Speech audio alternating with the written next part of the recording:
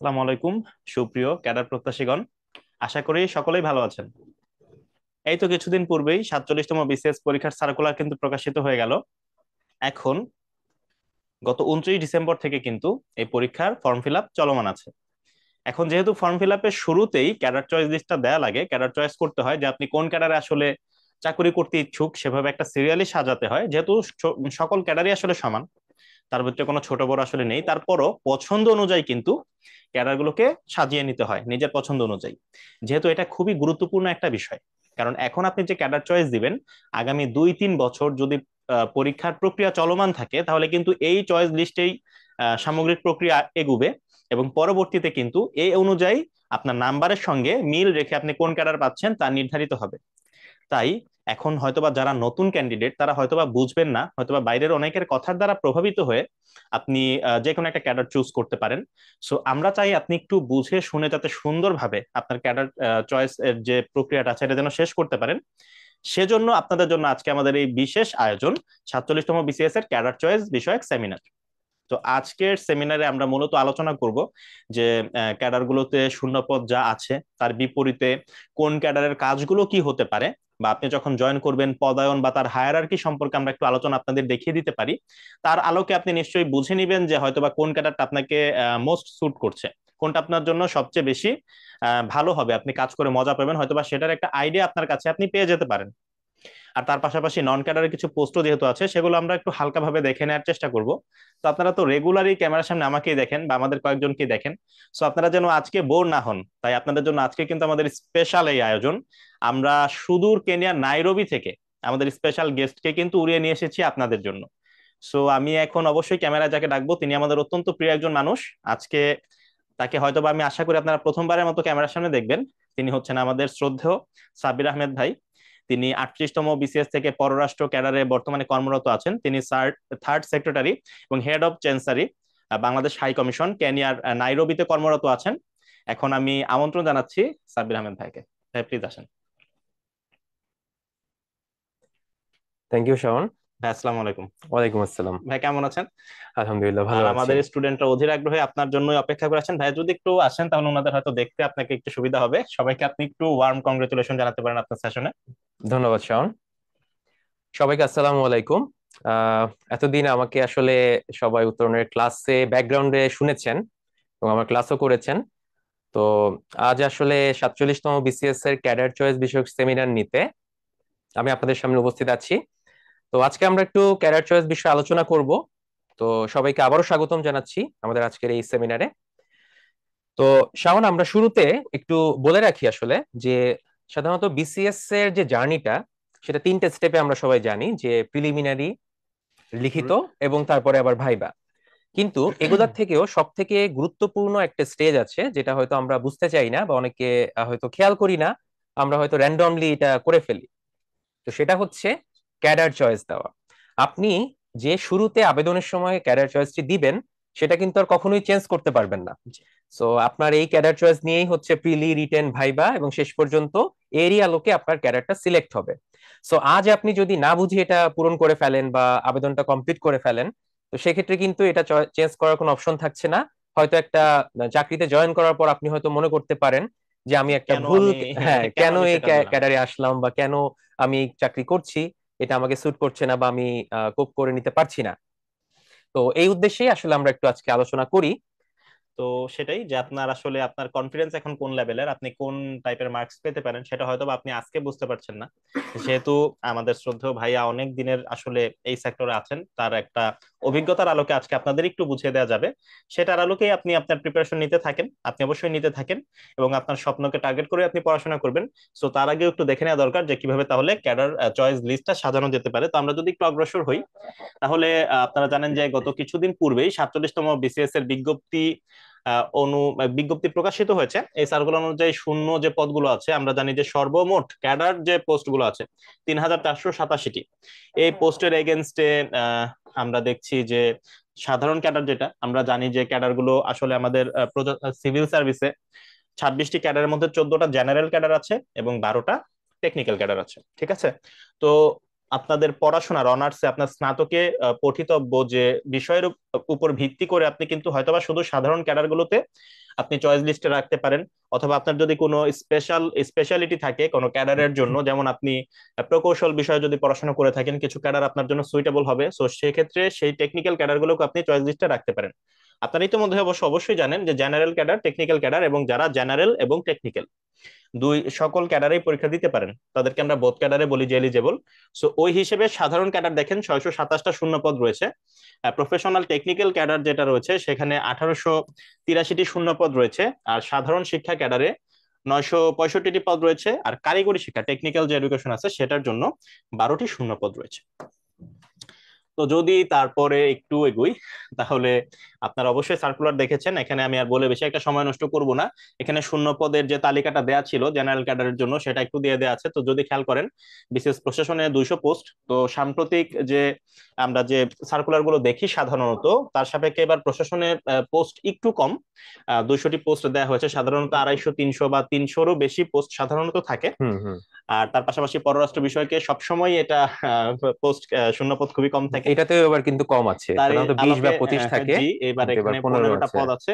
ওই তুলনায় আমি বলবো যে পুলিশ ক্যাডারে এবার ভালো পোস্ট, 41 বিসিএস এ বা 43 বিসিএস এ 100 পোস্ট ছিল, তো ওই সাপেক্ষে এবারও 100টা শূন্য পদ রয়েছে। তার পরবর্তীতে বিসিএস আনসারে 8, কাস্টম অ্যান্ড এক্সাইজ নিরীক্ষা ও হিসাব যেটা অডিট অ্যান্ড অ্যাকাউন্টস, সরি, সেখানে 23টা পদ। বিসিএস ট্যাক্সেশনে হুম 104টা পদ। কাস্টমস অ্যান্ড এক্সাইজে 50টি শূন্য পদ। বিসিএস সমবায়তে 4টি। রেলওয়ে পরিবহন ও বাণিজ্যিক যেটা যেটা রেলওয়ে সুপারিনটেন্ডেন্ট হিসেবে কাজ করেন, তো সেখানে আহ 4টি শূন্য পদ। বিশেষ তথ্য, ডাক, পরিবার পরিকল্পনা, খাদ্যতে যথাক্রমে 43, 13, 62 ও 1টি শূন্য পদ রয়েছে। তো ভাই আপনার কি মনে হয় যে এখানে আমরা জেনারেলি যে 627টা শূন্য পদ দেখলাম, এটা আসলে প্রার্থীদের জন্য কতটুকু আশার ইয়ে হতে পারে? কারণ আমি তো আমার অভিজ্ঞতা আপনার তুলনায় অনেক কম, তো সেই হিসেবে আমি দেখেছিলাম যে 43, 44-এ কিন্তু জেনারেল ক্যাডার পোস্ট কম ছিল। হুম। তো তারই আলোকে 47-এ আমি মোটামুটি, আমার যেটা মনে হয় যে মোটামুটি ভালো একটা পোস্ট। আপনি কি মনে করেন ভাইয়া, যদি ওনাদের উদ্দেশ্যে আপনার কোনো মেসেজ থাকে? আচ্ছা, এবারের যদি আমরা আবেদনের মানে সার্কুলারের দিকে তাকাই, শূন্য পদের যে সংখ্যাটা আছে, তো প্রশাসনে যদিও আমাদের এবার প্রায় 100-র মতো পদ কমে গেছে, কিন্তু আমাদের পুলিশের পদটা কিন্তু এখনো ঠিক আছে, 100টাই আছে। সাথে আমাদের এবার কিন্তু ট্যাক্স ক্যাডার একটা বড় অপরচুনিটি আছে, শাওন। জি নিয়ারলি জি প্রায় 104টা পদ আছে, যেটা কিন্তু কখনোই মানে 100 বা 80 ক্রস করে না। যদিও আমরা এবার দেখতে পেয়েছি যে 43তম গেজেটে আমরা 96 জনকে পেয়েছি কর ক্যাডার থেকে, বাট স্টিল এটা একটা বড় অপরচুনিটি। এবং যখন আবেদন শেষ হয়ে একদম চূড়ান্ত রেজাল্ট হবে, তখন হয়তো এই পদটা আরো বাড়তে পারে, কারণ বাট প্রতিটি ক্যাডারেই কিন্তু পদ যখন একদম হলে জয়নিং হয়তো এর বা সময় হবে বাড়ে, কখনো কিন্তু পদ কমে না, কমে না। এটা আমাদের জন্য একটা এর আশার মধ্যে শূন্য ব্যাপার পদ হয়ে আরো দাঁড়ায়। তৈরি হয়, পদ সৃজন হয়, এই জন্য আসলে পদের সংখ্যা বাড়ার সম্ভাবনা আছে। কাস্টমসে আমাদের কিন্তু একটা বড় অপরচুনিটি আছে। তুমি আচ্ছা, হয়তো জানো যে জি 31 থেকে 38 পর্যন্ত, মানে এই যে এখানে লম্বা একটা সার্কুলার, গ্যাপ, জি। এই সময় কোনো কাস্টমসের সার্কুলারই হয়নি। হুম। বিসিএস এর কোনো বিসিএস সার্কুলার ছিল না। পরবর্তীতে 40তম থেকে আবার শুরু হয়েছে। সো কাস্টমসে 50টা পদ দেখতে পাচ্ছি, সো এখানেও সংখ্যাটা বেশ ভালো। যদিও 43তম যে লেটেস্ট গেজেটটা হলো, সেখানে কিন্তু মাত্র 14টা পদ ছিল। সো এই দুইটা জায়গায় পদের সংখ্যা বৃদ্ধি পাওয়ার কারণে আমার মনে হয় প্রবাবিলিটি প্রবাবিলিটির অনেকটুকু পরিমাণটা বেড়ে অনেক গেল। বেড়ে গেছে। সো আমার মনে হয় এবার জেনারেল ক্যাডারকে টার্গেট করলে, মানে যারা ক্যাডার প্রত্যাশীগণ আছেন, তাদের ভালো একটা অপরচুনিটি আমি দেখতে জি পাচ্ছি। জি।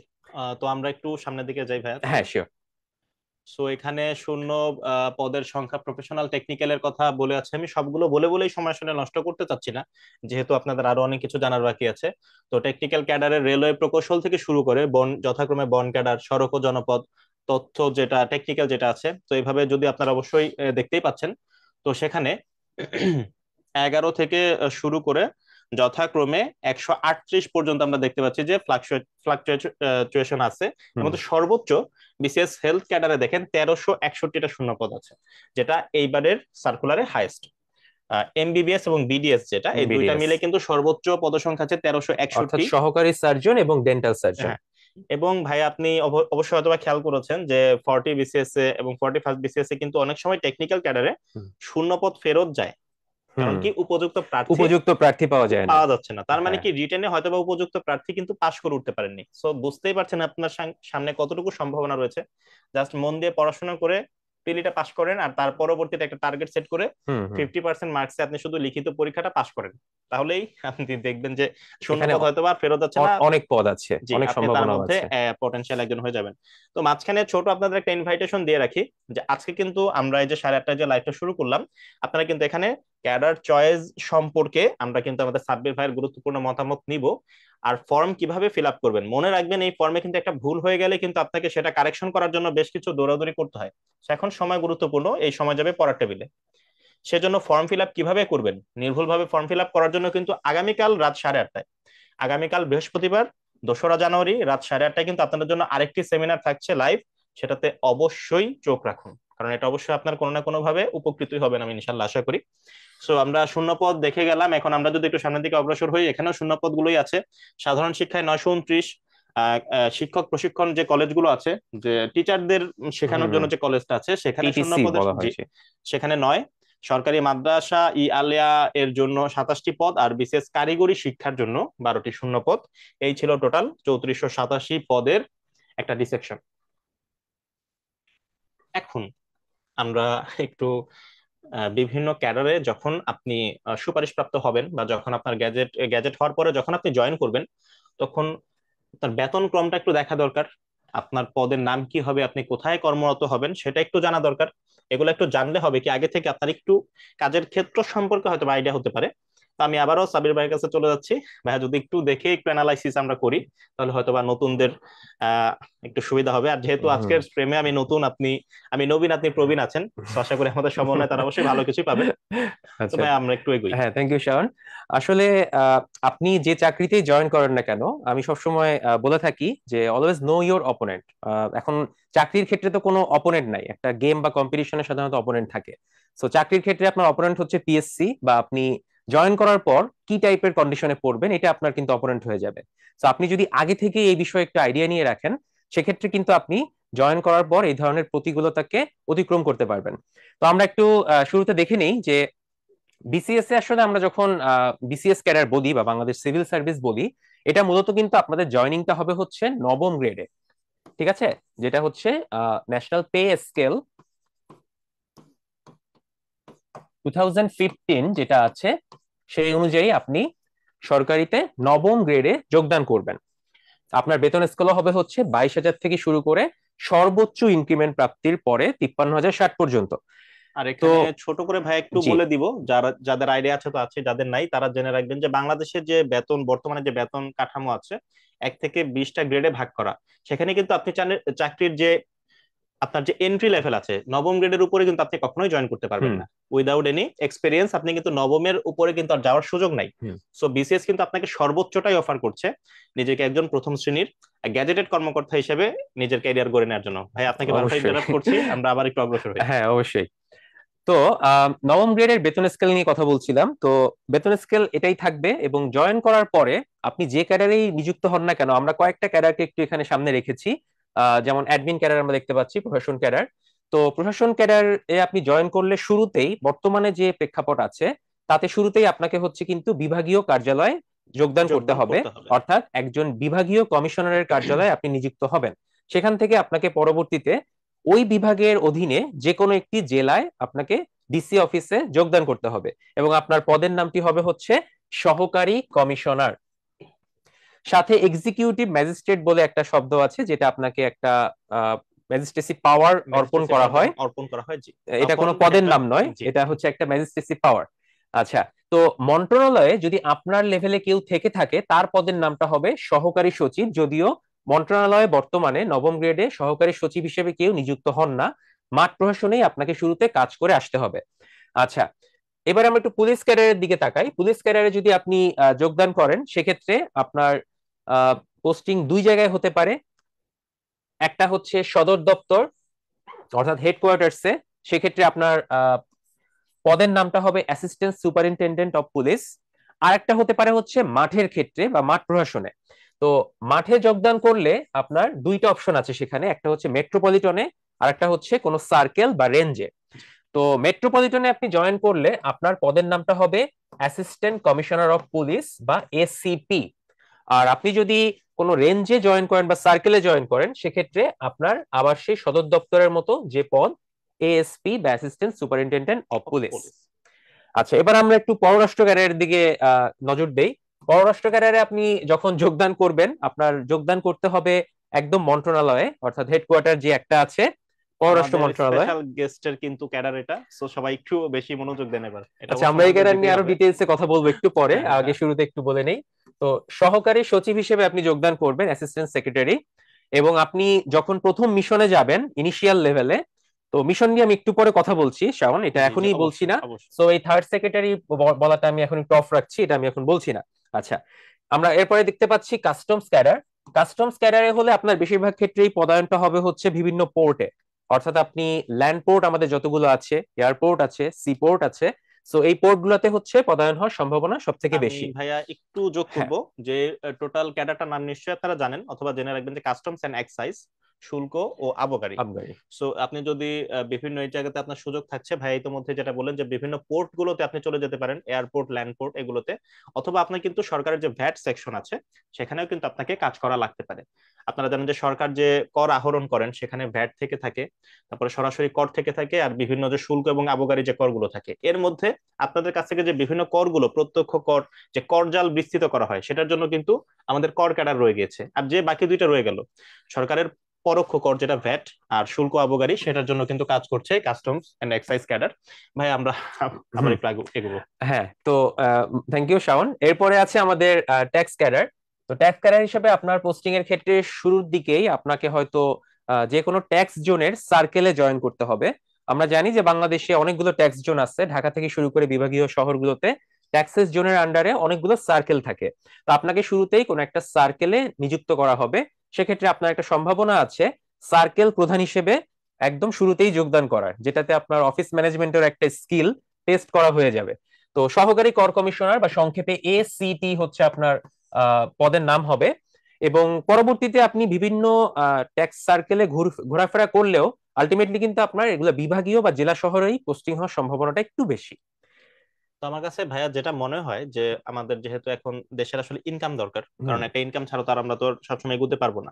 আমরা অন্য দেশের গ্র্যান্ডস বা এগুলো নিয়ে তো সবসময় এগোবো না, ঠিক না? আমাদের ডেভেলপ করতে হবে। So আমার যেটা মনে হয় যে বাংলাদেশের করজাল বিস্তৃতকরণের ক্ষেত্রে যে সরকার নজর দিচ্ছেন সেটার একটা, আমার ধারণা সেটার অংশ হিসেবে আমরা বর্তমান যে সার্কুলার গুলো আসছে সেখানে কিন্তু এই ট্যাক্স ক্যাডারে কিন্তু বেশ ভালো পরিমাণ একটা শূন্যপদ দেখতে পাচ্ছি। হুম। আমার পার্সোনালি মনে হয় যে কর জালটা বিস্তৃত করার ক্ষেত্রে সম্ভবত এই বেশি এই বেশি উদ্যোগটা ক্যাডার নেওয়া আসলে হয়েছে আসলে। মনে হচ্ছে আমার আসলে। যেমন 4396 জন জি যোগদান জি করছে, জি। এবং 47,104টা পোস্ট, যেটা আমি একটু আগেই বললাম, আরো বাড়ার সম্ভাবনা আছে। সো অবশ্যই এটা একটা বড় অপরচুনিটি এবং সরকারের একটি ভালো উদ্যোগ। আচ্ছা, আমরা একটু শিক্ষা ক্যাডার নিয়ে কথা বলি। শিক্ষা ক্যাডারে আপনার যোগদান করতে হবে হচ্ছে প্রভাষক বা লেকচারার হিসেবে, সাধারণত যে কোনো সরকারি কলেজে। তো কলেজগুলোতে একটা সুবিধা আছে, সেটা হচ্ছে আপনি আপনার নিজ উপজেলায় অথবা নিজ জেলায়, ইভেন নিজের গ্রামের পাশের কোনো কলেজেও কিন্তু আপনার পদায়ন হতে পারে। হতে পারে। সো এটা একটা বড় সুযোগ সুবিধা এই ক্যাডারে পোস্টিং এর ক্ষেত্রে। ভাই, এই জায়গা থেকে একটা প্রশ্ন ছিল, যেহেতু একটু প্রাসঙ্গিক, আমি হ্যাঁ, আপনি পারমিশন দিলে নিব। অবশ্যই। যে মোহাম্মদ লিখন হোসেন ভাইয়া বলেছেন শিক্ষা ক্যাডার থেকে প্রভাষক না হয়ে কি সহকারী পরিদর্শক, শিক্ষা কর্মকর্তা অথবা উপপরিচালক এগুলো হওয়া যাবে কিনা, কেননা ওনার পড়াতে বেশি একটা ভালো লাগে না, অফিসিয়াল কাজগুলোর প্রতি ওনার ঝোঁক বেশি। তো আচ্ছা, অবশ্যই হওয়া যাবে। আপনাকে আসলে শুরুতে হচ্ছে এই কলেজগুলোতে লেকচারার বা প্রভাষক হিসেবে কাজ করার পরে পরবর্তীতে আসলে মন্ত্রণালয় বা মন্ত্রণালয়ে যেটা মুভ মাওসিতে, যে করা যায়। মাধ্যমিক ও উচ্চ শিক্ষা অধিদপ্তর, সেক্ষেত্রে উপপরিচালক বা সহকারী পরিচালক হিসেবেও কিন্তু আমার ব্যাচেরও অনেকে কর্মরত আছেন। সো সেক্ষেত্রে আমার মনে হয় কিছুদিন কাজ করে পরবর্তীতে যোগাযোগের মাধ্যমে বা আপনার কর্মদক্ষতার পরিপ্রেক্ষিতে আপনি অবশ্যই উপরের দিকে মাওসি বা শিক্ষা মন্ত্রণালয়ে পদায়িত হওয়ার সম্ভাবনা রয়েছে। তো বিসিএস এক্সপিরিয়েন্স আপনি নিশ্চয়ই দেখলেন যে আমরা এখনই কিন্তু প্রশ্ন একটা খুব ভালো একটা প্রশ্ন নিলাম এবং সাব্বির হুম। ভাই উত্তর করে দিলেন। তো আপনারা যারা লাইভে আছেন আপনাদের কিন্তু জিজ্ঞাসা থাকলে আমাদের কিন্তু কমেন্ট বক্সে ড্রপ করতে পারেন। আপনাদের জন্য কিন্তু ফ্লোর উন্মুক্ত, আমরা সেই জায়গা থেকে গঠনমূলক প্রশ্নগুলো নিয়ে অবশ্যই আপনাদের উত্তর দেওয়ার চেষ্টা করব। ইনভাইটেশন কিন্তু বারবার দিয়ে রাখছি, পরে কিন্তু সাব্বির ভাই আর পাবেন না। ওকে ভাই, আমরা একটু আবার হ্যাঁ, আমরা প্রসিড করব। হ্যাঁ, আমরা এবার একটু অডিট এন্ড অ্যাকাউন্টস ক্যাডারটা দেখি, নিরীক্ষা ও হিসাব। তো অডিট এন্ড অ্যাকাউন্টস ক্যাডারটা হচ্ছে আরেকটা মানে অর্থ সংক্রান্ত ক্যাডার বলা চলে, কাস্টমস এবং ট্যাক্সের পাশাপাশি। কাস্টম এবং ট্যাক্স যেহেতু সরকারের রাজস্ব এবং কর আদায় নিয়ে কাজ করে, তো প্রতিটা সরকারি মন্ত্রণালয়ে কিন্তু অনেক টাকা ব্যয় করা হয়। প্রতি বাজেটেই হচ্ছে বরাদ্দ দেওয়া হয় প্রতিটি মন্ত্রণালয় এবং অধিদপ্তরকে। তো প্রতিটি মন্ত্রণালয় এবং অধিদপ্তর সেই টাকাকে বা সেই বাজেটকে একদম সুচারুরূপে বা ব্যয় করে নিয়ম নিয়ে। মেনে, জি। যেটা আমরা যে public procurements rules PPR 2006 and PPA 2008 আছে, এই দুইটা মেনে কাজ করা হচ্ছে কিনা সেটা দেখার জন্য একটা ক্যাডার রয়েছে। সেই ক্যাডারটি হচ্ছে অডিট এন্ড অ্যাকাউন্টস ক্যাডার, অর্থাৎ যারা নিরীক্ষা সম্পন্ন করে থাকেন। তো এই ক্যাডারে আপনি যোগদান করলে শুরুতেই আপনি অ্যাসিস্ট্যান্ট অ্যাকাউন্টস জেনারেল বা এএজি হিসেবে যোগদান করবেন। এবং এই ক্যাডারের একটা বড় সুবিধা আছে, সেটা হচ্ছে আপনি শুরুতেই কিন্তু বিভাগীয় শহরগুলোতে, বিশেষ করে আমি ঢাকার কথা বলবো কারণ ঢাকাতেই আসলে বেশি যোগদান করার সম্ভাবনা হয়। এবং মোটামুটি যতগুলো ব্যাচ আমি দেখেছি বেশিরভাগই ঢাকাতেই পদায়িত হয়েছে। এবং এছাড়া কোনো কোনো ক্ষেত্রে আবার হয়তো উপজেলাতেও পোস্টিং দেওয়ার সম্ভাবনা থাকে, কিন্তু সেটা সাধারণত বিসিএস ক্যাডার অফিসারকে কখনোই হতে দেখিনি আমি, বা দেওয়া হয়নি। সাধারণত যারা বিভিন্ন নিচু গ্রেডে বা হয়তো 11-12 গ্রেডে যোগদানের পরিপ্রেক্ষিতে পরবর্তীতে প্রমোশন নিয়ে নবম গ্রেডে উত্তীর্ণ হয়, তাদেরকে সাধারণত অনেক সময় উপজেলা অ্যাকাউন্টস অফিসার ইউএও বা এই টাইপের এও অ্যাকাউন্টস অফিসার এই হিসেবে উপজেলা বা জেলা হিসাবরক্ষণ অফিসে নিযুক্ত করা হয়। কিন্তু বিসিএস ক্যাডারকে সাধারণত ঢাকা শহরেই বিভিন্ন অডিট যে অধিদপ্তর গুলো আছে জি। সেখানে যোগদান করানো হয়। ওকে, তারপরে যদি আমরা একটু এগোই তাহলে খাদ্য ক্যাডার আছে এবার লিস্টে, ভাই এটা নিয়ে যদি একটু বলতেন। আচ্ছা, খাদ্য ক্যাডার হচ্ছে এটা আমাদের দেশের পরিপ্রেক্ষিতে আসলে খুবই গুরুত্বপূর্ণ একটা ক্যাডার। যদিও আমরা হয়তো এটা রিয়েলাইজ করতে পারি না বা চিন্তা করি না যে ফুড ক্যাডারটা আসলে কেমন, বা যোগদান করব কিনা, বা আমি চয়েস লিস্টে রাখবো কিনা। তো খাদ্য ক্যাডারে আসলে যোগদান করলে শুরুতেই অ্যাসিস্ট্যান্ট ডিরেক্টর হিসেবে, এখানে এখানে একটু এখানে হচ্ছে সহকারী খাদ্য নিয়ন্ত্রক হিসেবে আসলে যোগদান করানো হবে, এবং এটা সাধারণত যে কোনো একটা উপজেলা লেভেলে পোস্টিং হয়। তো পরবর্তীতে এগুলা জেলা এবং বিভাগীয় পর্যায়েও খাদ্য নিয়ন্ত্রকের কার্যালয়ে পদায়িত হওয়ার সম্ভাবনা আছে, এবং পরবর্তীতে খাদ্য মন্ত্রণালয় পর্যন্ত যাওয়ার সম্ভাবনা থাকে। আচ্ছা, তার পরবর্তীতে ভাই আমাদের এই স্লাইডে সর্বশেষ যেটা আমরা রাখছি সেটা হচ্ছে আনসার ক্যাডার। সো আনসার আনসার ক্যাডারটা। ক্যাডার নিয়ে আমি একটু জাস্ট 1 মিনিটে বলি। আনসার ক্যাডারেও হচ্ছে পুলিশ ক্যাডারের মতো বা প্রশাসনের মতো দুইটা ক্ষেত্রে যোগদান করা যেতে পারে। সো হেডকোয়ার্টার যদি আমরা চিন্তা করি, যে হেডকোয়ার্টারটা আছে আনসার এবং ভিডিবির সদর দপ্তর, সেই হেডকোয়ার্টারে হচ্ছে সহকারী পরিচালক হিসেবে আপনি যোগদান করতে পারেন। বাট যদি নর্মালি সাধারণত একদম হেডকোয়ার্টারে শুরুতেই দিবে না, আপনাকে শুরুতে যোগদান করতে হবে হচ্ছে মাঠ পর্যায়ে। মাঠ পর্যায়ে বলতে উপজেলা লেভেলে অথবা জেলা লেভেলে। তো উপজেলা লেভেলে আপনাকে প্রথমেই সহকারী জেলা কমান্ডেন্ট বা অ্যাসিস্ট্যান্ট ডিস্ট্রিক্ট কমান্ডেন্ট হিসেবে কোনো ব্যাটালিয়নের আন্ডারে যোগদান করতে হয়। সো এইটা হচ্ছে আপনার আনসার ক্যাডারের প্রথম পদায়ন। আচ্ছা, পরবর্তীতে আমি একটু দ্রুত এই স্লাইডটা একটু ওভারভিউ করি। আপনি পরবর্তীতে প্রমোশনের মাধ্যমে প্রতিটা ক্যাডার থেকেই উপরের ক্যাডার প্রমোশন নিয়ে উপরের গ্রেডে উত্তীর্ণ হতে পারেন।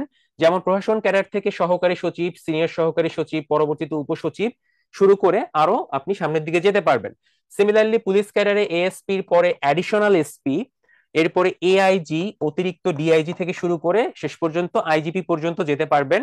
পররাষ্ট্র ক্যাডারে আপনি যদি মন্ত্রণালয়ের কথা চিন্তা করেন, সেক্ষেত্রে আপনি সহকারী সচিব থেকে সিনিয়র সহকারী সচিব, পরিচালক, আপনার হচ্ছে মহাপরিচালক এবং পরবর্তীতে পররাষ্ট্র সচিব পর্যন্ত যেতে পারবেন। এবং মিশনে তো আমরা সবাই জানি যে বিভিন্ন দূতাবাস গুলাতে বা হাই কমিশন বা এম্বাসি গুলোতে আপনি অ্যাম্বাসেডর বা হাই কমিশনার পর্যন্ত সর্বোচ্চ পদায়িত হতে পারবেন।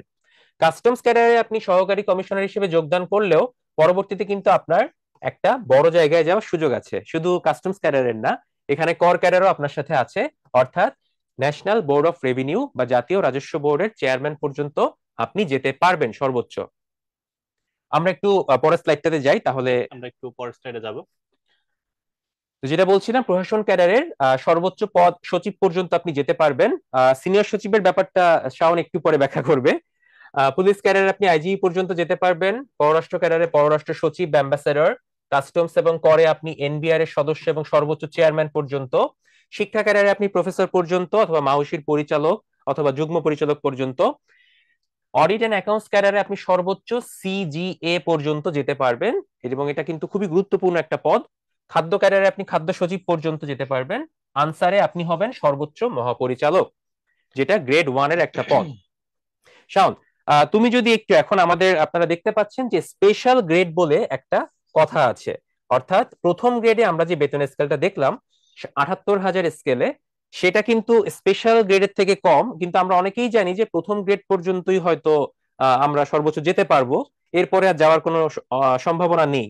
কিন্তু স্পেশাল গ্রেডটা তাহলে কি, এটা যদি তুমি একটু আমাদেরকে বুঝিয়ে স্পেশাল দিতে। গ্রেডটা আসলে বিগত কয়েক বছর আগে এটা আসলে প্রমোশনের ক্ষেত্রে, হায়ারার্কি একটা মেনটেন করার ক্ষেত্রে নতুন করে একটা পোস্ট তৈরি করা হয়, যেটাকে এটা স্পেশাল গ্রেড বলা হয়। তো স্পেশালি এটা অ্যাডমিনিস্ট্রেশন ক্যাডারে সাধারণত সচিব হওয়ার পরবর্তীতে যেসব দেশের যেসব সচিবরা কর্মরত থাকেন তাদের সার্ভিস লাইফের উপর অথবা ফিট লিস্ট তৈরি করে কয়েকজন সচিবের হয়তোবা সৌভাগ্য হয় যে এই স্পেশাল গ্রেডে যাওয়ার, এবং সেই পদটার নাম হয় কিন্তু সিনিয়র সচিব, সিনিয়র সেক্রেটারি। এবং একই সঙ্গে খেয়াল করে দেখবো আমরা যে পুলিশ ক্যাডারে যে ইন্সপেক্টর জেনারেল অফ পুলিশ আছেন, পুলিশ ক্যাডারের যিনি আসলে বাংলাদেশ পুলিশ বাহিনীর যিনি প্রধান, হ্যাঁ, ইন্সপেক্টর জেনারেল অফ পুলিশ, এই শ্রদ্ধেয় স্যারও কিন্তু এই সুপার গ্রেডে কিন্তু বেতন ভোগ করে থাকেন। এবং তার পাশাপাশি আমরা দেখবো যে কাস্টমস ক্যাডার অথবা কর ক্যাডারে যারা চেয়ারম্যান হচ্ছেন এনবিআর এর, তারাও কিন্তু এই আহ, বেতন গ্রেডে কিন্তু বেতন ভোগ করে থাকেন। তো কথা হচ্ছে 78,000 যে স্কেলটা আছে এটা কিন্তু আপনার জন্য ফিক্স থাকবে, মানে যখন আপনি এটাতে চলে যাবেন আপনার কিন্তু বছর ওয়াইজ যে ইনক্রিমেন্ট হওয়ার কথা সেটা কিন্তু হবে না, এটা কিন্তু ফিক্সড। ঠিক একই রকম ভাবে স্পেশাল গ্রেডেরও বেতন হচ্ছে, মূল বেতন হচ্ছে 82,000 টাকা, এবং এটা কিন্তু ফিক্স থাকবে। এবং তার পাশাপাশি এরপরে আসলে আরেকটা গ্রেড আছে, সেটা হয়তো আমরা অ্যাডমিনিস্ট্রেশন ক্যাডারের আলোচনার সময় বলে দিব। তো আমার মনে হয় যে এই জায়গা থেকে আর বেশি একটা আমরা সময় নষ্ট না করতে পারি ভাই, আমরা তাহলে আমরা একটু পরবর্তীতে এগোতে অগ্রসর পারি। হই, হ্যাঁ। আর ভাইয়া ইনক্রিমেন্টের মূল চাকরির প্রবেশের সময় যে বেতনটা আছে সেটা যদি একটু ক্লিয়ার করে নিতেন, ইনক্রিমেন্টের ব্যাপারটা, যেহেতু আচ্ছা। 22,000 টাকা হবে না, হুম একটু হুম। বেড়ে যাবে, সো এটা একটু ক্লিয়ার করতে পারেন। সরাসরি ইনক্রিমেন্টের ক্ষেত্রে কয়েকটা রুলস আছে। যদি আপনি একদম নবম গ্রেডে সরাসরি যোগদান করেন একদম নতুন চাকরিতে, সেক্ষেত্রে আপনার 22,000 বেতনের সাথে একটা ইনক্রিমেন্ট যুক্ত হবে 5%, এবং সেই 5% অ্যাড করার মাধ্যমে আপনার বেতন হয়ে দাঁড়াবে হচ্ছে 23,100। এটা হচ্ছে সাধারণত সাধারণ যে ক্যাডার গুলো আছে, জেনারেল ক্যাডার জেনারেল গুলো। ক্যাডার গুলো, তাদের জন্য এটা প্রযোজ্য। অন্যদিকে আপনি যদি প্রফেশনাল বা টেকনিক্যাল ক্যাডারে যোগদান করেন, সেক্ষেত্রে আপনি যেহেতু একটা প্রফেশনাল বা টেকনিক্যাল সাবজেক্টে পড়াশোনা করে এসেছেন, সেটা হতে পারে ইঞ্জিনিয়ারিং বা সেটা মেডিকেল, বা তো শিক্ষা ক্যাডার বা হতে পারে। শিক্ষা ক্যাডারের সাবজেক্ট যেটা থাকবে, সেক্ষেত্রে আপনি আরো একটি অতিরিক্ত ইনক্রিমেন্ট ইনক্রিমেন্ট এর সাথে যুক্ত হবে। যোগ হবে। এবং সেক্ষেত্রে আপনার তখন টেকনিক্যালের জন্য আপনার সর্বোচ্চ যোগদানকৃত সময়ে বেতন হতে পারে আরেকটি ইনক্রিমেন্ট মিলে 24,260 টাকা।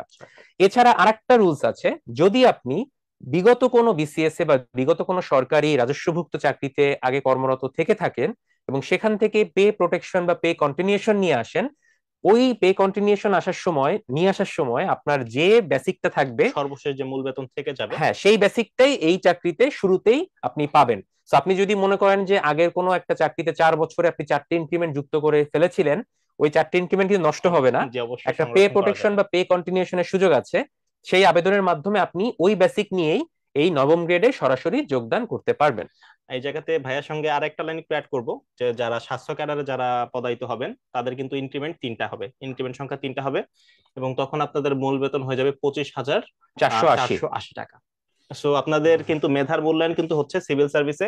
সো এটার প্রতি সবাই আসলে আগ্রহী থাকতে পারেন, বা যাক আপনার ক্যারিয়ার আপনি চুজ করবেন, তবে সব বিষয়গুলো জেনে নেই ভালো। তো অবশ্যই। এই স্লাইডের অবশ্যই সময় নষ্ট করবো না, আমরা একটু অগ্রসর হব।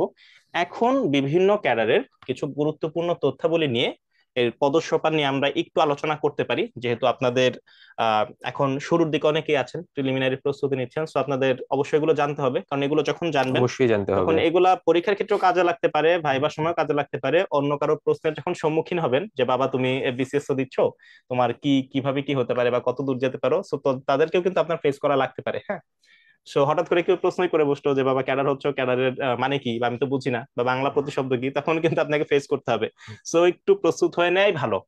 আর কমেন্টস বক্স কিন্তু উন্মুক্ত আছে, বারবার বলে দিচ্ছি যে গুরুত্বপূর্ণ যেসব প্রশ্ন থেকে থাকে তা কিন্তু প্রশ্ন করতে পারেন, পরে কিন্তু আমাদের স্পেশাল গেস্ট আর থাকবেন না। সো প্রথমে যেটা আসছে ভাই, আপনার স্পেশাল ক্যাডার অবশ্যই ফরেন অ্যাফেয়ার্স, এটা নিয়ে যদি একটু বলতেন। আচ্ছা, বিসিএস পররাষ্ট্র নিয়ে আমি খুব দ্রুতই সংক্ষেপে বলবো, আমাদের অনেকগুলো ক্যারিয়ার বাকি আছে। তো বিসিএস পররাষ্ট্রে আপনার যদি যোগদান হয়, সেক্ষেত্রে আপনার যোগদানের ক্ষেত্রে শুরুতেই বলেছি যে হেডকোয়ার্টারে যোগদান হবে, অর্থাৎ আপনি মিনিস্ট্রি অফ ফরেন অ্যাফেয়ার্সে যোগদান করবেন। তো যোগদানকালীন সময়ে আপনার শুরুর পদবি হবে হচ্ছে অ্যাসিস্ট্যান্ট সেক্রেটারি বা সহকারী সচিব, যেটা নবম গ্রেডের। যোগদান করার পরে আপনাকে অন্য সব ক্যাডারের সাথে, এটা শুধুমাত্র পররাষ্ট্র ক্যাডার না, বাকি যতগুলো ক্যাডার আছে সবার সাথে আপনাকে একটা ট্রেনিং করতে হবে, যে ট্রেনিংটাকে বলা হয় হচ্ছে এফটিসি। হ্যাঁ বেসিক ফাউন্ডেশন ট্রেনিং কোর্স, সংক্ষেপে এফটিসি। তো এই এফটিসি 6 মাসের মেয়াদী কোর্স, যেটা Bangladesh public administration training centre BPATC সাভারে অনুষ্ঠিত হয়।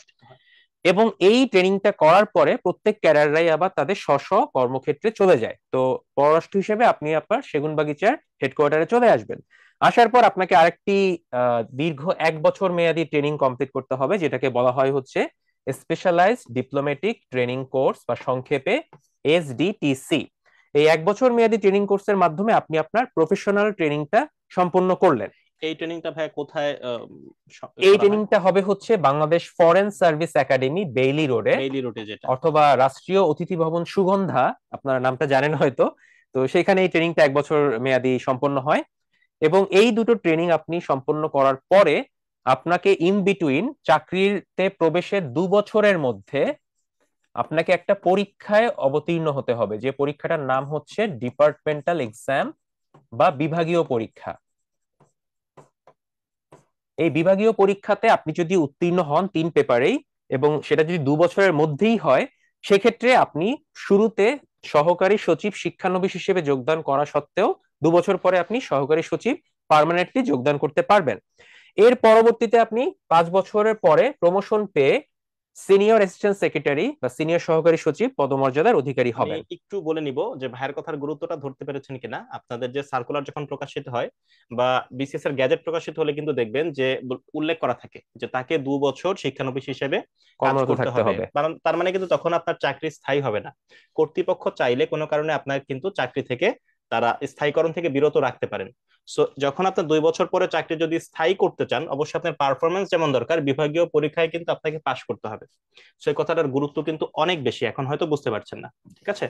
তো ভাই আপনি এই আলোচনার মাঝখানে একটা কোয়েশ্চেন আমি রেডি রেখেছি আপনার জন্য। হ্যাঁ সো ওইটাই এখন করব কিনা, হ্যাঁ হ্যাঁ, যেহেতু আমরা শুরুর দিকে আছি আমরা করে ফেলি। প্রশ্নটা নিতে পারি। আবিদ হাসান সাইদ ভাই বলেছেন যে how many years are needed to B posted in abroad in different mission being a foreign affairs cadre, please answer. খুবই গুরুত্বপূর্ণ কোশ্চেন এবং লজিক্যাল কোশ্চেন, এবং এই অংশের সাথেই একদম সঙ্গতিপূর্ণ। তো আমি ওই ব্যাপারেই যাচ্ছি। আমি এই আলোচনাটা শেষ হলে অবশ্যই আবিদ হাসান ভাইয়া উত্তরটা পেয়ে যাবেন। তো সিনিয়র অ্যাসিস্ট্যান্ট সেক্রেটারি যখন হলেন, এটা হচ্ছে 6ষ্ঠ গ্রেডের একটা পদ। এই পদের পরবর্তীতে আপনি আরেকটি প্রমোশনের মাধ্যমে পরিচালক বা ডিরেক্টর হিসেবে আপনি পদায়িত হবেন। এক্ষেত্রে আমি একটু বলে রাখি, পররাষ্ট্র মন্ত্রণালয়ের যিনি ডিরেক্টর, তিনি কিন্তু সরকারের একজন ডেপুটি সেক্রেটারি বা ডিএস পদমর্যাদার। আমি আবারও বলছি, ডিএস পদমর্যাদার। পরবর্তী প্রমোশনে আপনি হবেন হচ্ছে ডিরেক্টর জেনারেল বা মহাপরিচালক, যে পদটি বাংলাদেশ সরকারের জয়েন্ট সেক্রেটারি বা যুগ্ম সচিব পদমর্যাদার। পরবর্তীতে 3 নম্বর গ্রেডের একটি পোস্ট। হ্যাঁ 3 নম্বর গ্রেডের একটি পদ। পরবর্তীতে আপনি যখন আবারও প্রমোশন পেয়ে অ্যাডিশনাল ফরেন সেক্রেটারি হবেন, এটা বাংলাদেশ সরকারের অ্যাডিশনাল সেক্রেটারি বা অতিরিক্ত সচিব পদমর্যাদার একদম ইকুইভ্যালেন্ট একটা পদ। এবং সর্বশেষ আপনি পররাষ্ট্র সচিব বা ফরেন সেক্রেটারিও হতে পারেন, যদিও পররাষ্ট্র মন্ত্রণালয় কিন্তু সচিব হিসেবে 4-5 জন এট এ সিঙ্গেল টাইমে থাকলেও একজন শুধুমাত্র ফরেন সেক্রেটারি বা পররাষ্ট্র সচিব হতে পারেন। সো আশা করি আপনারা এই ব্যাপারটাও মাথায় রাখবেন। তো আমরা একটু পরের স্লাইডে গেলে আমরা আবিদ হাসান ভাইয়ের উত্তরটা পেয়ে যাব। আচ্ছা, আমরা এই স্লাইডে দেখতে পাচ্ছি hierarchy of missions in abroad. অর্থাৎ ভাইয়ের প্রশ্ন ছিল আপনি কখন এলিজিবল হবেন।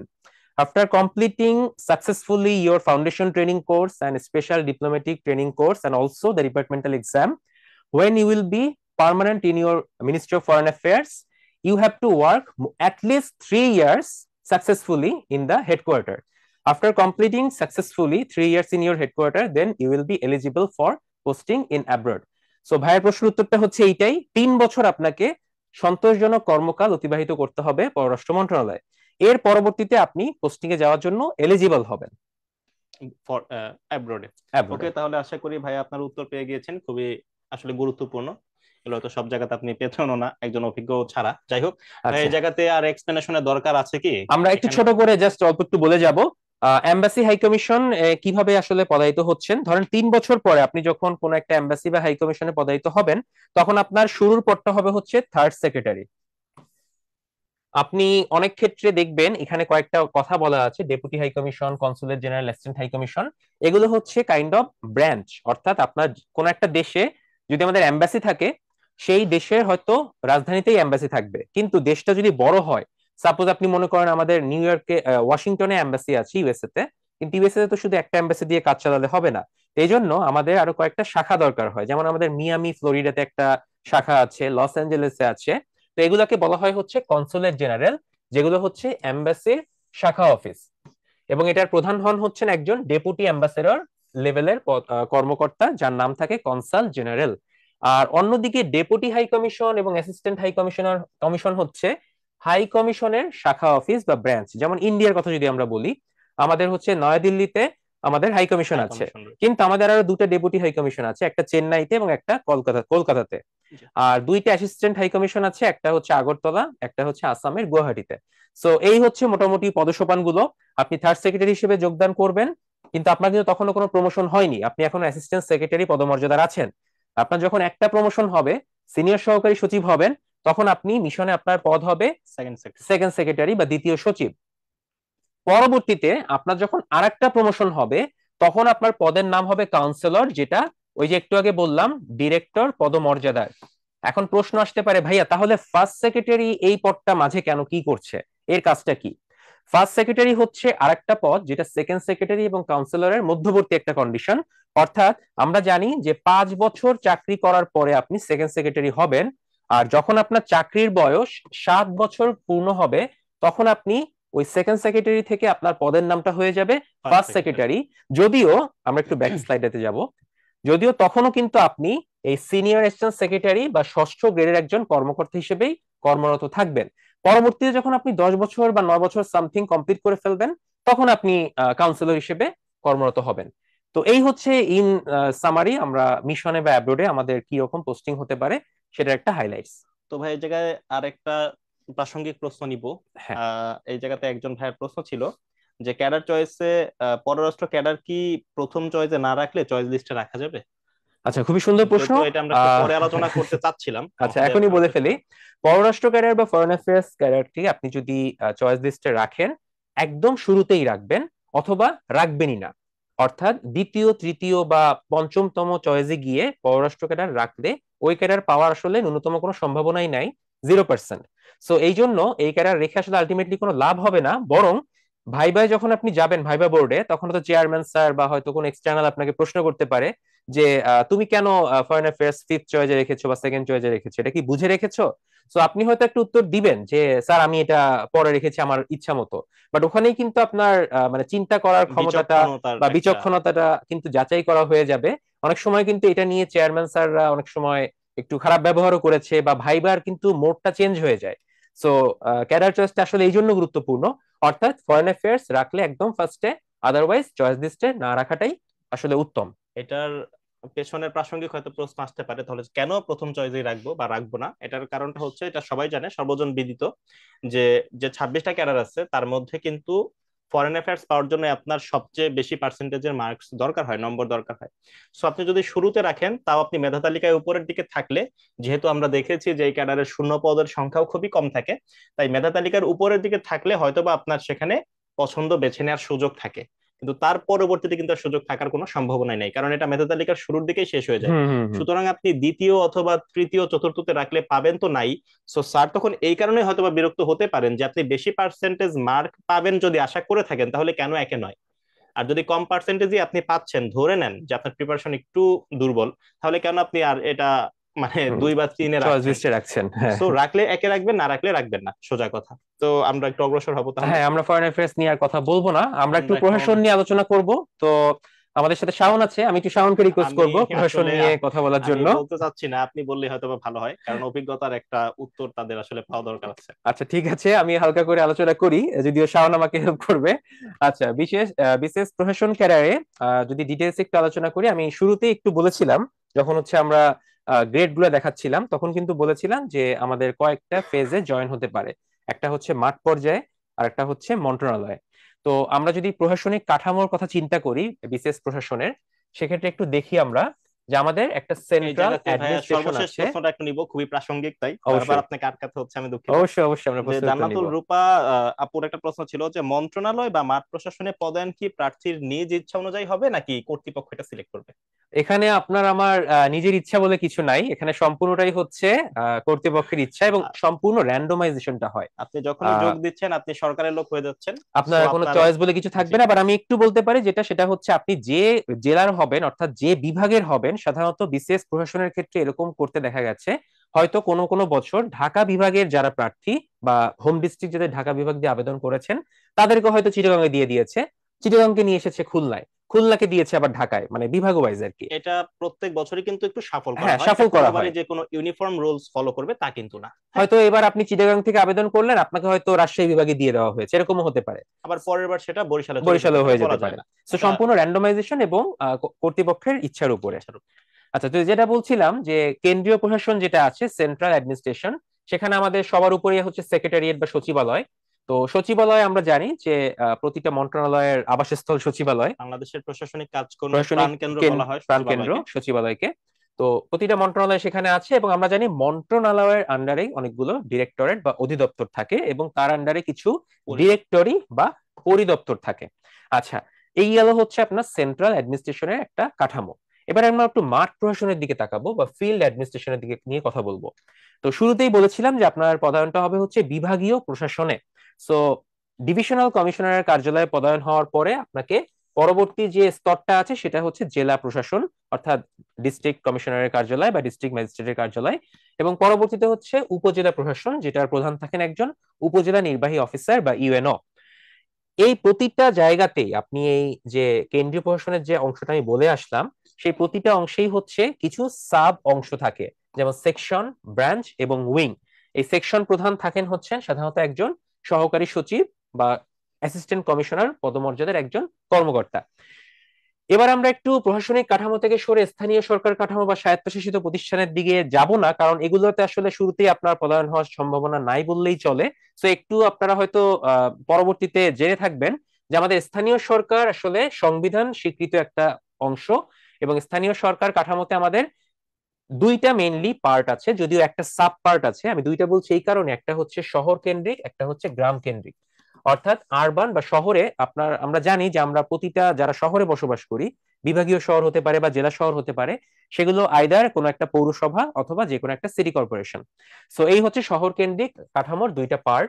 আর গ্রাম কেন্দ্রিক যদি আমরা চিন্তা করি, আমরা জানি সবাই যে আমাদের গ্রামের দিকে জেলা পরিষদ, উপজেলা পরিষদ এবং ইউনিয়ন পরিষদ থাকে।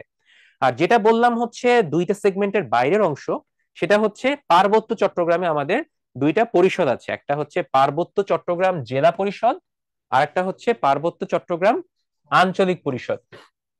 তো এই হচ্ছে আমাদের এক্সিকিউটিভ বিভাগ বা নির্বাহী বিভাগের টোটাল একটা কাঠামোগত স্তর বিন্যাস। তো আপনাকে মেইনলি হচ্ছে কেন্দ্রীয় প্রশাসন এবং মাঠ প্রশাসনেই কাজ করার মন মানসিকতা নিয়ে রাখতে হবে। তো আমরা একটু পরে অগ্রসর হই। যোগদান এবং স্থায়ীকরণ, আমি যোগদান নিয়ে কথা বলে ফেলছি। স্থায়ীকরণের জন্য যেটা আপনার ফরেন অ্যাফেয়ার্স ক্যাডারে দরকার হবে, সিমিলার জিনিসটা প্রশাসন ক্যাডারের জন্য অ্যাপ্লিকেবল হবে। অর্থাৎ আপনি শুরুতে একটা ফাউন্ডেশন ট্রেনিং কোর্স করবেন 6 মাসের, এরপরে আপনাকে একটা প্রফেশনাল ট্রেনিং কোর্স করতে হবে, যেটা হচ্ছে অ্যাডমিন একাডেমি আছে আমাদের শাহবাগে। শাহবাগে। হ্যাঁ, সেখানে আপনার কোর্স করতে হয়, এবং এরই মধ্যে আপনার হচ্ছে ডিপার্টমেন্টাল বা বিভাগীয় পরীক্ষায় উত্তীর্ণ হতে হবে। তো এগুলো কমপ্লিট করলে আপনি 2 বছর পরে শিক্ষানবিশ থেকে একদম পার্মানেন্ট হয়ে যাবেন। এটাই হচ্ছে চাকরি স্থায়ীকরণের শর্ত। তো ওই জায়গাতে অ্যাডমিনিস্ট্রেশনের হায়ারার্কি নিয়ে ভাই একটু আলোচনা করে ফেলেছেন, যদি আবার একটু টাচ দিয়ে ফেলি যে যখন আপনি মাঠ পর্যায়ে যখন জয়েন করছেন, তখন সহকারী কমিশনার হিসেবেই আপনি বিভাগীয় কমিশনারের কার্যালয়ে জয়েন করার পরবর্তীতে সাধারণত ছোট একটা ওরিয়েন্টেশন প্রোগ্রাম হয়, সাধারণত সপ্তাহব্যাপী। তার পরবর্তীতেই আপনার পছন্দ দেওয়ার সুযোগ থাকে যে আপনি হয়তোবা কোন জেলার কালেক্টরেটে কাজ করতে যাচ্ছেন, মানে কোন ডেপুটি কমিশনার কমিশনার অফিসে কাজ করতে যাচ্ছেন। সবসময় যে পছন্দ অনুযায়ী পাবেন তা কিন্তু না না। না, তা হবে তো না। তার পরবর্তীতে হ্যাঁ, আপনাকে ডিসি অফিসে যখন আপনি পদায়িত হবেন সহকারী কমিশনার হিসেবে, তখন ডেস্ক ভেদে আপনার কাজ হতে পারে, বিভিন্ন সময় বিভিন্ন দায়িত্ব পালন করা লাগতে পারে। এনডিসি বা এসি, আরডিসি আছে, যে রেভিনিউ এরকম ডেপুটি কালেক্টর। অনেকগুলো পোস্ট আছে, হ্যাঁ সেই জায়গায় সেই অনুযায়ী আপনার কাজ করা লাগতে পারে। এভাবে যখন আপনার আপনি একাধিকবার তার মধ্যে আপনার ট্রান্সফার হতে পারে। যখন আপনার চাকরির বয়স 3 বছর হয়ে যাবে, তখন কিন্তু আপনি সহকারী কমিশনার ভূমি হিসেবে একটি ভূমি মন্ত্রণালয়ে ন্যস্ত করা হয়। জি, তখন আপনি একটি উপজেলাতে যে ভূমি অফিস আছে সেই অফিসের প্রধান হিসাবে কিন্তু আপনাকে পদায়িত করা হবে চাকরির বয়স যখন 3 বছর হয়ে যাবে। ঠিক আছে। সো তখন আপনি সহকারী কমিশনারই থাকবেন, কিন্তু আপনি ওই এসি ল্যান্ড, যেটা অ্যাসিস্ট্যান্ট কমিশনার ল্যান্ড হয়ে যাবেন। তো এইভাবে 5 বছর হলে পরে আপনি সহকারী কমিশনার ভূমি হিসেবে আরো 2 বছর কাজ করার পরে আপনি, টোটাল যখন জি আপনার হ্যাঁ, পাঁচ চাকরির বছর হয়ে যাবে, তখন আপনি উপজেলা প্রশাসনে কাজ করার একটা মানে ক্রাইটেরিয়া ফুলফিল করবেন, এবং পরবর্তীতে আপনাকে কোন একটা উপজেলায় পদায়িত করা হবে উপজেলা নির্বাহী অফিসার বা ইউএনও হিসেবে। ইউনো হিসেবে। তো যখন আপনি ইউনো হিসেবে তখন ষষ্ঠ গ্রেডের একজন কর্মকর্তা হিসেবে আপনি যখন কাজ করবেন, কর্মকর্তা তো নাই, সরি, সংবিধানে সবই কর্মচারী, কর্মচারী। সবাই আমরা রাষ্ট্রের কর্মচারী। তো এভাবে যখন আপনি আরো কয়েক বছর চাকরি করার পরবর্তীতে আপনি অ্যাসিস্ট্যান্ট ডেপুটি কমিশনার হিসেবে, এডিসি হিসেবে কিন্তু আবার আপনাকে ডিসি অফিসে ফেরত যেতে হবে। ওই জায়গাতে সাধারণত একটা ডিসি অফিসে 4 থেকে 4, 5 অথবা 6 এটা এরকম জেলার কাঠামো বা জি জেলার জেলার পরিধি হিসেবে, ক্যাটাগরি হিসেবে ক্যাটাগরি হিসেবে। হিসেবে এডিসির পোস্ট ফ্লাকচুয়েট করতে পারে। তো ওখানে এডিসি হিসেবে আপনি যখন কাজ করবেন পরবর্তীতে আপনি আবার একটা প্রমোশন পাবেন, তখন আপনি পঞ্চম গ্রেডে চলে গেলেন। চাকুরির বয়স যখন 12 বছর হবে তখন আপনি ডেপুটি কমিশনার উপসচিব হিসেবে কাজ করার যোগ্যতা অর্জন করলেন। সো সবাই আবার ডিসি হতে পারবেন না। সো উপসচিব হওয়ার পরবর্তীতে অনেকেই হয়তোবা বাংলাদেশের 64 যে ডিস্ট্রিক্ট আছে সেখানে হয়তোবা আপনি ডিসি হিসেবে কাজ করতে পারেন, নতুবা আপনার বিভিন্ন মন্ত্রণালয়ে মন্ত্রণালয়ে ডেপুটি সেক্রেটারি হিসেবে জি জি পদায়ন করতে হবে। প্রদান করতে হবে। তো তার পরবর্তীতে আপনার যখন আবার নির্দিষ্ট চাকুরিকাল শেষে পঞ্চম গ্রেড থেকে আপনি তৃতীয় গ্রেডে চলে যাবেন, এবং উপসচিব থেকে যুগ্ম সচিব সচিব। হিসেবে আবারও ঠিক আগের মতোই আপনি হয়তোবা বিভাগীয় কমিশনার হিসেবে দায়িত্ব গ্রহণ করতে পারেন। মাঝখানে ডিসির পরবর্তীতে আপনি কিন্তু কিছুদিন অতিরিক্ত বিভাগীয় কমিশনার হিসেবে কাজ করা লাগতে পারে। শুধুমাত্র ঢাকা বিভাগের বিভাগীয় কমিশনার কিন্তু অতিরিক্ত সচিব পদমর্যাদার হন। হুম। বাকি যে বিভাগগুলো আছে সাতটা তারা সবাই বিভাগে যুগ্ম কিন্তু সচিব জি পদমর্যাদা। যুগ্ম সচিব পদমর্যাদার। তো সেখানে কাজ করার পরবর্তীতে অতিরিক্ত সচিব গ্রেড 2, গ্রেড 2 হওয়ার পরে নিঃসন্দেহে হয়তোবা ঢাকা জেলার বিভাগীয় কমিশনার হতে পারেন, মাত্র যেটা বললাম। নয়তোবা আপনাকে আবারও বিভিন্ন মন্ত্রণালয়ে গুরুত্বপূর্ণ দায়িত্বে কিন্তু ফেরত আসতে হবে। ঠিক আছে। তার পরবর্তীতে সবাই সচিব হতে পারবেন না। সো যদি সচিব হতে পারেন গ্রেড 1-এ চলে গেলেন। তার পরবর্তীতে যদি আরো এর মধ্যে কয়েকজন ফিট লিস্টে থেকে থাকেন তাহলে আপনারা সুপার গ্রেড মানে সিনিয়র সচিব পর্যন্ত। সিনিয়র সচিব 82,000 টাকা স্কেলে কাজ করার সৌভাগ্য অর্জন করবেন। এবং তারও মধ্যে যেটা আগে বলার বাকি রেখেছিলাম, ভাইয়া বলেছিলেন যে পরবর্তীতে আমরা বলে দিব, যে তারও মধ্য থেকে যারা একদম ফিটেস্ট, যারা সবচেয়ে ভালো, হয়তোবা এমন দুজন হবেন, একজন হবেন মুখ্য সচিব, আরেকজন হবেন মন্ত্রী পরিষদ সচিব। এবং তাদের জন্য আরেকটা সুপার গ্রেড থাকে, আমি যতদূর জানি সেটা হচ্ছে 86,000 টাকা মূল বেতন। এবং এইটা হচ্ছে বাংলাদেশ আপনার যারা সচিব আছেন তাদের সকলের মধ্যে যিনি সিনিয়র, তিনি মন্ত্রী পরিষদ সচিব হিসেবে কাজ করেন, তার পরবর্তীতে সাধারণত মুখ্য সচিব হিসেবে কাজ করেন। সো আপনার অ্যাডমিনিস্ট্রেশন ক্যাডারেও মাঠ মাঠ পর্যায়ে যেহেতু কাজ বেশি, এটা সবাই একটু মাথায় রাখতে পারেন পছন্দ দেওয়ার আগে। তো এখান থেকে যদি ভাইয়া পারমিশন দেন, দুই একটা প্রাসঙ্গিক প্রশ্ন হ্যাঁ, নিয়ে অবশ্যই নেই। আমরা প্রশ্ন নিব। তো একজন বলেছেন যে প্রশাসন ক্যাডারের জন্য কি নির্দিষ্ট শারীরিক উচ্চতা বা ওজনের দরকার আছে কিনা। এটা আমি বলবো যে সার্কুলারে উল্লেখ থাকে যে শুধুমাত্র পুলিশ আর আনসার ক্যাডারের জন্য উচ্চতাটা ছেলেদের জন্য 5 ফুট 4 ইঞ্চি, 4 ইঞ্চি। আর মেয়েদের জন্য হচ্ছে 5 ফিট। 5 ফিট। আর ওয়েটেরও একটু ফ্লাকচুয়েশন আছে, সব মনেও থাকে না। আর বাকি সকল ক্যাডারের জন্য কিন্তু ছেলেদের জন্য 5 ফিট এবং ওয়েট সম্ভবত 45 কেজি 45 মিনিমাম। জি সিলেক্ট করে দেয়া আছে। সো আপনার যদি এই যোগ্যতা থেকে থাকে, আর আপনি অবশ্যই যখন চূড়ান্ত ভাবে সুপারিশ প্রাপ্ত হওয়ার পরে কিছু বেসিক মেডিকেল টেস্ট আপনাকে করে নিতে হবে, বুকের এক্সরে অথবা চোখের পরীক্ষা, হুম। এরকম কিছু পরীক্ষা আছে, সেগুলোতে যদি আপনি সফলভাবে উত্তীর্ণ হন, এগুলো এমন জটিল কিছু না, তাহলে আপনার কিন্তু আর কোনো সমস্যার কিছু দেখা যাচ্ছে না। হ্যাঁ, সো অবশ্যই। আর আরেকটা প্রশ্ন ছিল পুলিশ এবং আনসার ক্যাডার, হচ্ছে এটা তাহলে পরে যাই। হ্যাঁ, আমরা পুলিশ নিয়ে আর আলোচনায় চলে যাই তাহলে। ডাক্তারদেরও একটা প্রশ্ন ছিল, এটাও আমরা পরে আলোচনা করব। হ্যাঁ, সো আমরা বুঝতে চলে যাই পারছেন খুব পুলিশে। প্রাসঙ্গিক প্রশ্নগুলো নিয়ে আমরা কিন্তু আলোচনা করছি। কমেন্ট আচ্ছা। বক্সে কিন্তু বারবার আপনাদের প্রশ্নগুলো জানানোর ইনভাইটেশন দিয়ে রাখছি।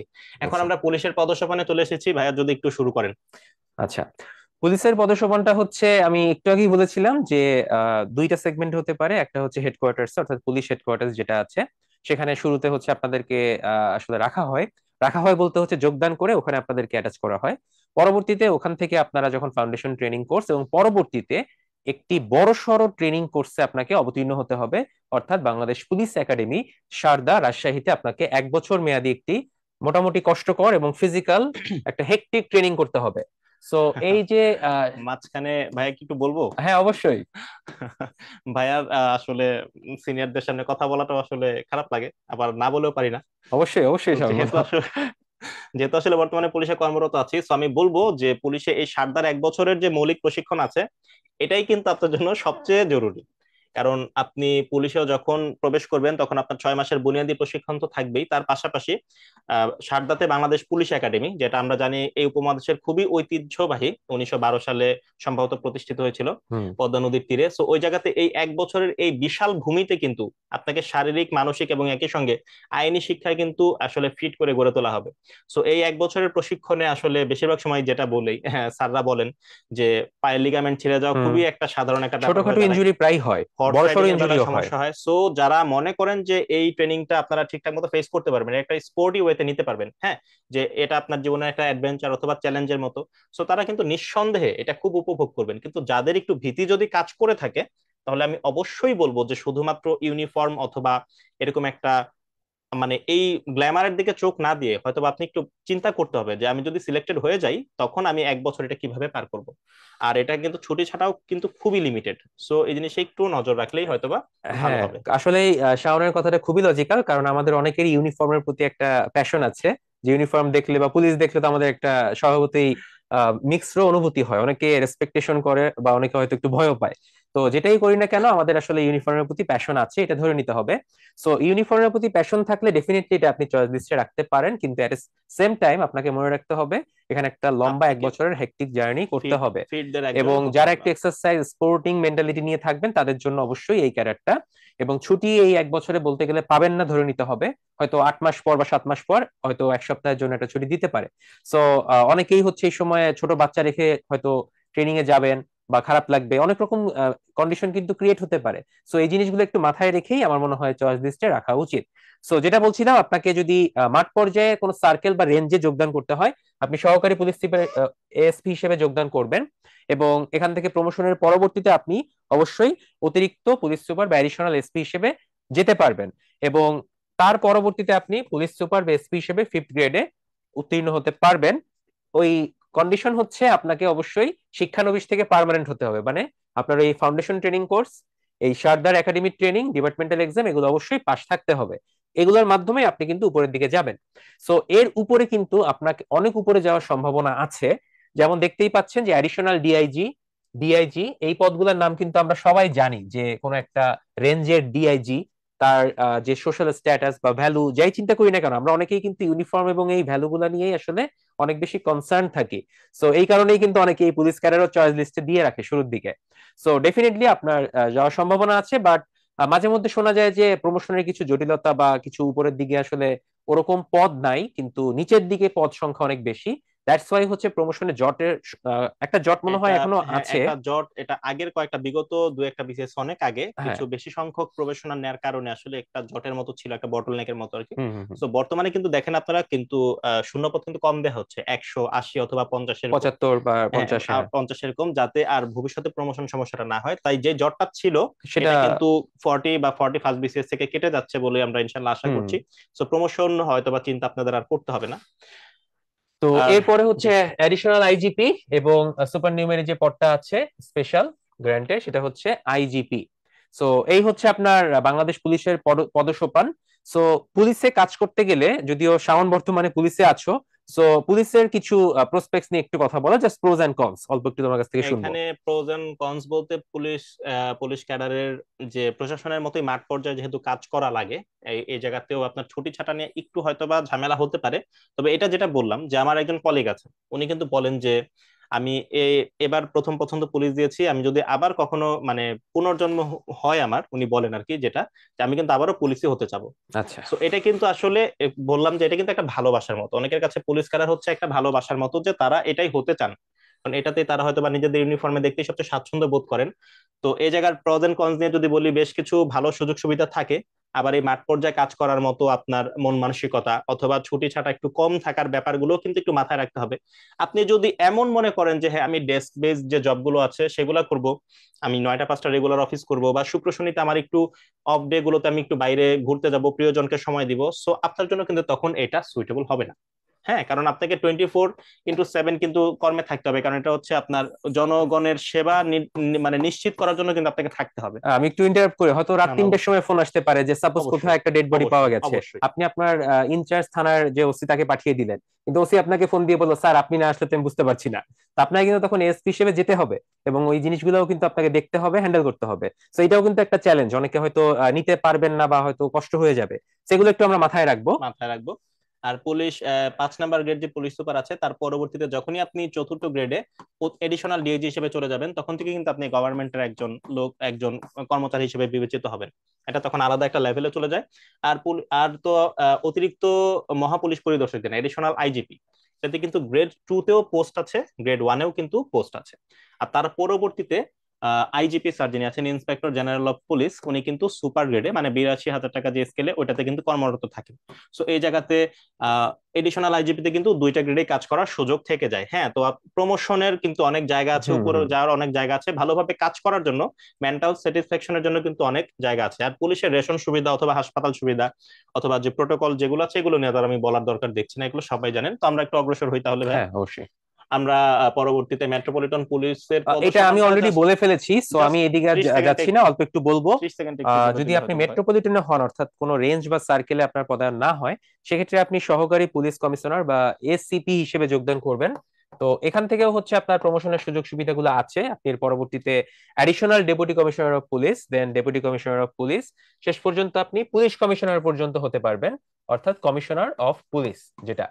সো এইটাও কিন্তু আপনার জন্য একটা ভালো অপরচুনিটি। সো আপনি মেট্রোপলিটনে পদায়িত হন অথবা সার্কেলে পদায়িত হন, যেখানেই হন না কেন, আপনার কিন্তু প্রমোশনটা মোটামুটি এখন যে কন্ডিশন আছে বেশ ভালোই বলা চলে। জি, অবশ্যই। তো আমরা পরবর্তীতে স্লাইডে যাব, বিসিএস ট্যাক্সেশন।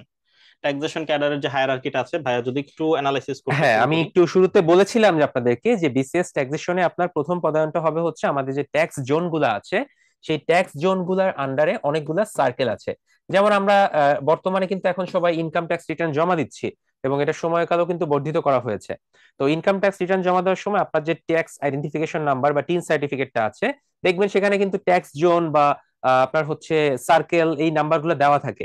সো আপনি যখন ট্যাক্স জমা দিবেন, যদি অনলাইনে জমা দেন সেটা অন্য একটা বিষয়। যদি আপনি কখনো এই ধরনের কর কমিশনারের কার্যালয় বা সহকারী কর কমিশনারের কার্যালয়ে গিয়ে থাকেন বা কোনো সার্কেলে গিয়ে থাকেন, দেখবেন যে সেখানে কিন্তু সহকারী কর কমিশনার হিসেবে একজন পদায়িত হন হচ্ছে সাধারণত যে কোনো সার্কেলে, অর্থাৎ সার্কেল প্রধান হিসেবে এই সহকারী কর কমিশনার বা এসিটি, অ্যাসিস্ট্যান্ট কমিশনার অফ ট্যাক্স, কাজ করে থাকেন। এই ক্যাডারের একটা সুবিধা আছে, সুবিধাটা হচ্ছে আমাদের যতগুলো ডেপুটি কমিশনার অফ ট্যাক্স পদের প্রয়োজন আছে বর্তমানে, অর্থাৎ সার্কেল যতগুলো আছে ততগুলা পর্যন্ত কিন্তু আমাদের কর সদস্য কিন্তু আসলে নাই বা কর্মচারী আমাদের নাই। দ্যাটস ওয়াই কিন্তু শাওন যেটা বলছিল যে বর্তমানে আমাদের পদের সংখ্যা বৃদ্ধি করা হচ্ছে গত বিসিএসও এবং এই বিসিএসও, যেন আমরা প্রতিটা সার্কেলই একজন করে এসিটি দিতে পারি। সেটা একটা সুবিধা হচ্ছে, আমার ব্যাচমেট অনেকেই হচ্ছে এখন ডিসিটি, অর্থাৎ আপনি 5 বছর পরে যে প্রমোশনটা পাওয়ার কথা, সেটা আপনাকে কারেন্ট চার্জ বা চলতি দায়িত্ব দিয়ে আসলে একটা মানে প্রমোশন দিয়ে দেওয়া হয়। আপনি কোনো আর্থিক সুবিধাদি প্রাপ্ত হবেন না, কিন্তু আপনার একটা পদের নাম থাকবে, আপনি উপকর কমিশনার, এবং এই হিসেবে আপনি যে কোনো উপকর কমিশনারের কার্যালয়ে অফিস প্রধান হিসেবে থাকতে পারবেন। তো যারা একটু 9টা 5টা অফিস, মাঝে মধ্যে হয়তো অক্টোবর নভেম্বর ডিসেম্বর এই সময়টাতে, অর্থাৎ ট্যাক্স রিটার্ন সাবমিট করার সময়টাতে একটু কাজের প্রেশার নিতে পারবেন, এবং বাকি সময়ে মাঝে মধ্যে শুক্র শনি ছুটি টুটি পাবেন, ফ্যামিলিকে টাইম দিতে পারবেন এবং ডেস্ক জব করে একটু অভ্যস্ত বা এটা পছন্দ করেন, তাদের জন্য আমি বলবো বিসিএস ট্যাক্সেশন ক্যাডার কিন্তু মাস্ট চয়েস একটা ক্যাডার, কারণ এখানে সেই সুযোগ সুবিধাগুলো আছে। ওকে ভাই, আমরা তাহলে একটু সামনের দিকে অগ্রসর হব, আমাদের আরো অনেক আলোচনা রয়ে গেছে। তো এই জায়গাতে সেই কাজের এই বিস্তারিত আলোচনাগুলোই রয়েছে, যেটা ইতিমধ্যে ভাইয়া বলে ফেলেছেন। আমি বলেছি সো অলরেডি, হ্যাঁ, সো আমরা আমরা অবশ্যই এদিকে আর না পরে যাই। শুল্ক আবগারি, আচ্ছা কাস্টমস এন্ড এক্সাইজ যে। আচ্ছা, এইটার পোস্টিং এর কথা আমি কিন্তু বলেছি, বিভিন্ন পোর্ট গুলাতে আপনার এবং ভ্যাট অফিস গুলাতেও কিন্তু আপনার কাজ করার সুবিধা আছে। তো অ্যাসিস্ট্যান্ট কমিশনার বা ওই সেই এসসি যেটাকে বলে, সেই হিসেবে আপনি যোগদান করবেন। বাট এখানে হবে হচ্ছে অ্যাসিস্ট্যান্ট কমিশনার কাস্টমস, পরবর্তীতে deputy commissioner, joint commissioner, additional commissioner, এবং শেষ পর্যন্ত যে উপরের যে দুইটা আছে, আমি এই দুইটাকে একটু স্পেশালি মার্ক করব, যেটা ট্যাক্সেশন ক্যাডারেও হতে পারে এনবিআর এর চেয়ারম্যান, এবং কাস্টমস ক্যাডারও হতে পারবেন এনবিআর এর চেয়ারম্যান। এটা খুবই লুক্রেটিভ একটা পোস্ট, এবং দেশের জন্য কাজ করার যদি আপনি কোনো অপরচুনিটি খুঁজেন, এই রাজস্ব আহরণ করা এবং টাকা আহরণ করা দেশের জন্য, এটা কিন্তু সব থেকে বেশি গুরুত্বপূর্ণ, সবচেয়ে জরুরি। এবং বর্তমানে প্রেক্ষাপটে কিন্তু এটা আরো বেশি গুরুত্বপূর্ণ। সো এটা একটা ভালো অপরচুনিটি। তো এখানেও 9টা 5টা অফিসের একটা সুবিধা আছে, মাঝে মধ্যে এই ট্যাক্স ক্যাডারে আপনি যদি কোনো কর ফাঁকি ধরে দিতে পারেন, বা কাস্টমসে যদি কোনো কারণে মাঝে মধ্যে আপনি কোনো অবৈধ চোরাচালানি জি, বা চোরাচালানি ইলিগাল ইম্পোর্ট হচ্ছে, এক্সপোর্ট হচ্ছে, আপনি আটকাতে পারেন। কিছু আপনার জন্য আসলে কিন্তু 10% একটা একটা ইনসেনটিভ থেকে যায়। ইনসেন্টিভেরও ব্যাপার আছে, যেটা আপনি একদম লিগালি আর্ন করতে পারবেন। সো ডেফিনেটলি এটাও আপনার 9টা 5টা জব বা ডেস্ক জবের জন্য ভালো একটা অপশন। সো ওই জায়গাতে একটা কথা জাস্ট একটু বলে রাখবো, ভাইয়ার সঙ্গে একটু অ্যাড করবো, যে যারা শহরে থাকতে চান তাদের জন্য কিন্তু এটা সুইটেবল হবে না। কারণ আপনার কাস্টমসে যেটা, কাস্টমসে কিন্তু আপনার কাস্টমস যে বন্দরগুলো কিন্তু দেশের পেরিফেরিতে। সো পেরিফেরিতে, ওই ইয়াস। হিসেবে কিন্তু আপনার আপনার কিন্তু একদম পোস্টিং উপজেলা, গুলো, ইভেন জি ইউনিয়ন পর্যায়েও কিন্তু জি, পোস্টিং হতে পারে, আপনার গ্রামের পাশ মধ্যে বা। পোস্টিং গুলো কিন্তু ওইরকম একটু সীমান্ত অঞ্চলে হতে পারে।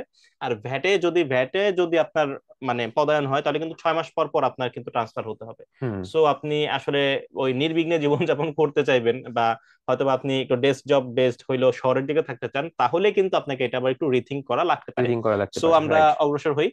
এখানে শুল্ক আবগারি আলোচনা চলে গিয়েছে, এখন অডিট ক্যাডার নিয়ে, অডিট এন্ড অ্যাকাউন্টস নিয়ে যদি একটু শুরুতেই জাস্ট একটু বলে রাখবো। ভাইয়া যেমন আগে বলেছেন যে দেশের যে জায়গাতেই অর্থ ব্যয়ের জায়গা আছে সেই জায়গাতে এই ক্যাডারের কাজ থাকবে। আর এটা দুইটা মূল ভাগে বিভক্ত। কিভাবে? যে অ্যাকাউন্টস, আপনি প্রথমে অর্থ ব্যয় করার জন্য অর্থ নিতে চাচ্ছেন, তখন অ্যাকাউন্টস কিন্তু সেটা সিলেক্ট করে দিবে যে হ্যাঁ ঠিক আছে, কেন অর্থ নিচ্ছেন বা কিভাবে ছাড় করা যায়। হুম। আর অর্থ আপনি নেয়ার পরে খরচ করেছেন, এখন সেটার স্বচ্ছতা মানে নিশ্চিত করার জন্য তার পরবর্তীতে কিন্তু অডিট ক্যাডার সেখানে যে অডিট করে দেখবেন যে আপনার ঠিকঠাক মতো অর্থ ব্যয়িত হয়েছে কিনা। হুম। সো যে জায়গাতেই যেহেতু দেশের অর্থ ব্যয়ের কথা থাকে, সেই জায়গাতে যেহেতু এই ক্যাডারের কাজ, তো এই ক্যাডারের একটা বিশেষ বৈশিষ্ট্য আমি বলবো যে অন্য সকল ক্যাডারের সঙ্গে কিন্তু ভালো সম্পর্ক গঠন করার আপনার খুব ভালো একটা জায়গা হচ্ছে এই ক্যাডারটা। আর এই ক্যাডারের 3টা সার্কেলে কাজ করার জায়গা থাকে। যেমন আমাদের যে বেসামরিক যে সার্কেল গুলো আছে, যে বিভিন্ন মন্ত্রণালয় বা এরকম টাইপের, সেখানে কাজ করার জায়গা থাকে। আর্মিদের সঙ্গে যে সামরিক যে সার্কেলটা আছে সেখানে কাজ করার জায়গা থাকে। আর তার পাশাপাশি রেলওয়ের যে সার্কেলটা আছে, রেলওয়ের অর্থ ব্যয়ের প্রশ্ন যে জায়গায় জড়িত, সেই জায়গাতে কিন্তু কাজ করার জায়গা থাকে। তাই এটার মানে পোস্টিং গুলোকে মূলত 3টা মোটা দাগে ভাগ করে নেওয়া যায়। ভাইয়া এখন একটু আমি এটার সাথে একটু অ্যাড করে তারপরে একটু বলবো, সেটা হচ্ছে সিভিল বা বেসামরিক, সরি, হ্যাঁ, সিভিল বা বেসামরিক, আর্মি এবং রেল, এই তিনটার সাথে আরেকটা আছে যেটা হচ্ছে মিশন অডিট ডিরেক্টরেট। অর্থাৎ আমাদের বাইরে যে মিশন বা এম্বাসি গুলো আছে বা দূতাবাস গুলো আছে, সেখানেও কিন্তু অর্থ ব্যয় হচ্ছে, বাজেট আছে। তো সেখানেও তো আপনাকে আসলে যেতে হবে মানে অডিট করার জন্য। তো সেটার কাজও কিন্তু আপনার এই অডিট ক্যাডারের যারা কর্মকর্তা থাকবেন তাদের জন্য। সাধারণত হচ্ছে জেলা, উপজেলা, অধিদপ্তর বা বিভাগীয় যে মন্ত্রণালয়গুলোর যে শাখাগুলো আছে বা লোকাল অফিস যেগুলো আছে, সেখানে সাধারণত কিন্তু আসলে বিসিএস অডিট ক্যাডারের সবাইকে অডিট করতে না দিলেও অ্যাটলিস্ট মিশন অডিটে কিন্তু আপনার অবশ্যই আপনি বিসিএস ক্যাডার যারা, তাদেরকে মিশন অডিটে পাঠানো হয়, এবং এটা সবসময় হয়ে থাকে। একজন বিসিএস অডিট ক্যাডারের কর্মকর্তা তার এন্টায়ার চাকরি লাইফে মিনিমাম 4টা 5টা ইভেন 6 7টা পর্যন্ত মিশন অডিট করার মোটামুটি এক্সপেরিয়েন্স লাভ করতে পারবেন, যেটা আসলে চাকরির মধ্যে একটা বৈচিত্র্য আনে, কাজেরও একটা আপনি প্রফুল্লতা তৈরি কিন্তু করে। ফরেন ট্যুর পেয়ে যাচ্ছেন এই হ্যাঁ, জায়গাতে এটা অডিট করার ফিনান্সিয়ালিও আপনি সাথে সাথে। বেনিফিটেড হচ্ছেন। সো ডেফিনেটলি অডিট ক্যাডারের এর একটা বড় সুবিধা, এবং অডিট ক্যাডার আরেকটা সুবিধা হচ্ছে আপনার ঢাকায় পোস্টিং হবে, এবং আপনি প্রতিটা মিনিস্ট্রির যে অডিট অফিস আছে সেই অফিসে আপনি কিন্তু মানে সিএএফও কার্যালয়, চিফ অ্যাকাউন্টস অ্যান্ড ফিনান্স অফিসারের কার্যালয় যেটা আছে, সেখানে কিন্তু আপনার একটা 5ম গ্রেডের পদ আছে, যেটাকে সিএএফও বলা হয়। তো প্রতিটা মন্ত্রণালয়েরই একটা সিএফও আছে, এবং 5ম গ্রেডের একজন কর্মকর্তা সেখানে বসে থাকেন। সো এটা একটা ভালো অপশন অন্যান্য ক্যাডারের সাথে বা অন্যান্য মিনিস্ট্রির সাথে একটা লিয়াজু করার জন্য।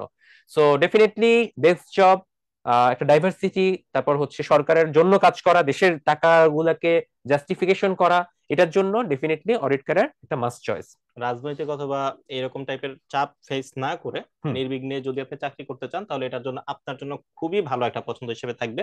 সো তারপরে নিরীক্ষা হিসাবে আমাদের চলে গেল, তার পরবর্তীতে বিসিএস আনসার ক্যাডার অনেকটাই পুলিশের সঙ্গে রিলেট করতে পুলিশের পারবেন। সাথে একই সম্পর্কিত। সো এটা নিয়ে খুব বেশি না বলে একটু বলি যে আনসার ক্যাডারেও কিন্তু একটা 1.5 বছরের বড় ট্রেনিং আছে, যেটা মানে এবং আর্মির এটা তত্ত্বাবধানে করা হয়। পুলিশের থেকেও একটু কঠোর। পুলিশের থেকেও রিগরাস। সো একটু চিন্তা ভাবনা করতে হবে।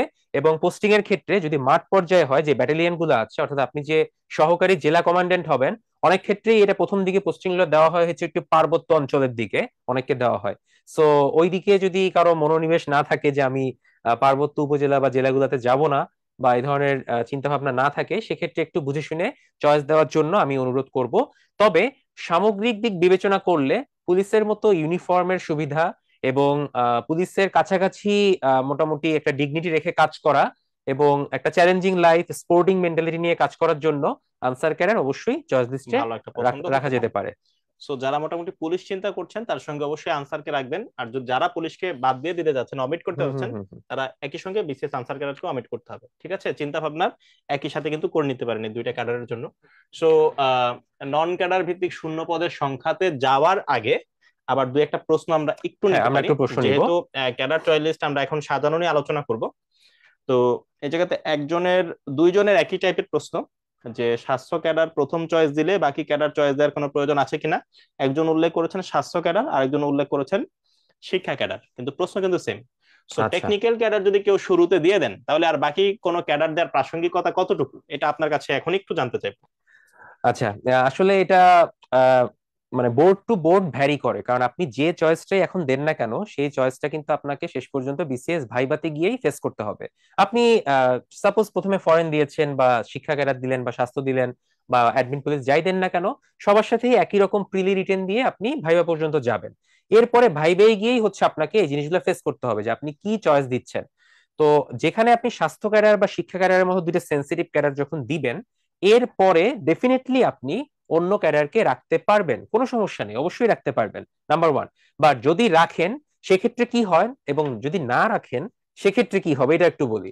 সাপোজ আপনি রাখলেন, রাখার পরে আপনাকে কিন্তু প্রশ্ন আসতেই পারে যে সাপোজ স্বাস্থ্য ক্যাডার যেহেতু, তাহলে আপনার বোর্ড চেয়ারম্যান আপনাকে জিজ্ঞেস করবে যে তুমি তো তাহলে ডাক্তার, তো ডাক্তার হয়ে তুমি আবার পিছনের ক্যাডার গুলো কেন চয়েস দিলে, তুমি তো শুরুতেই তোমার নিজের স্বাস্থ্য পছন্দের, ক্যাডার হ্যাঁ রেখেছো, জি।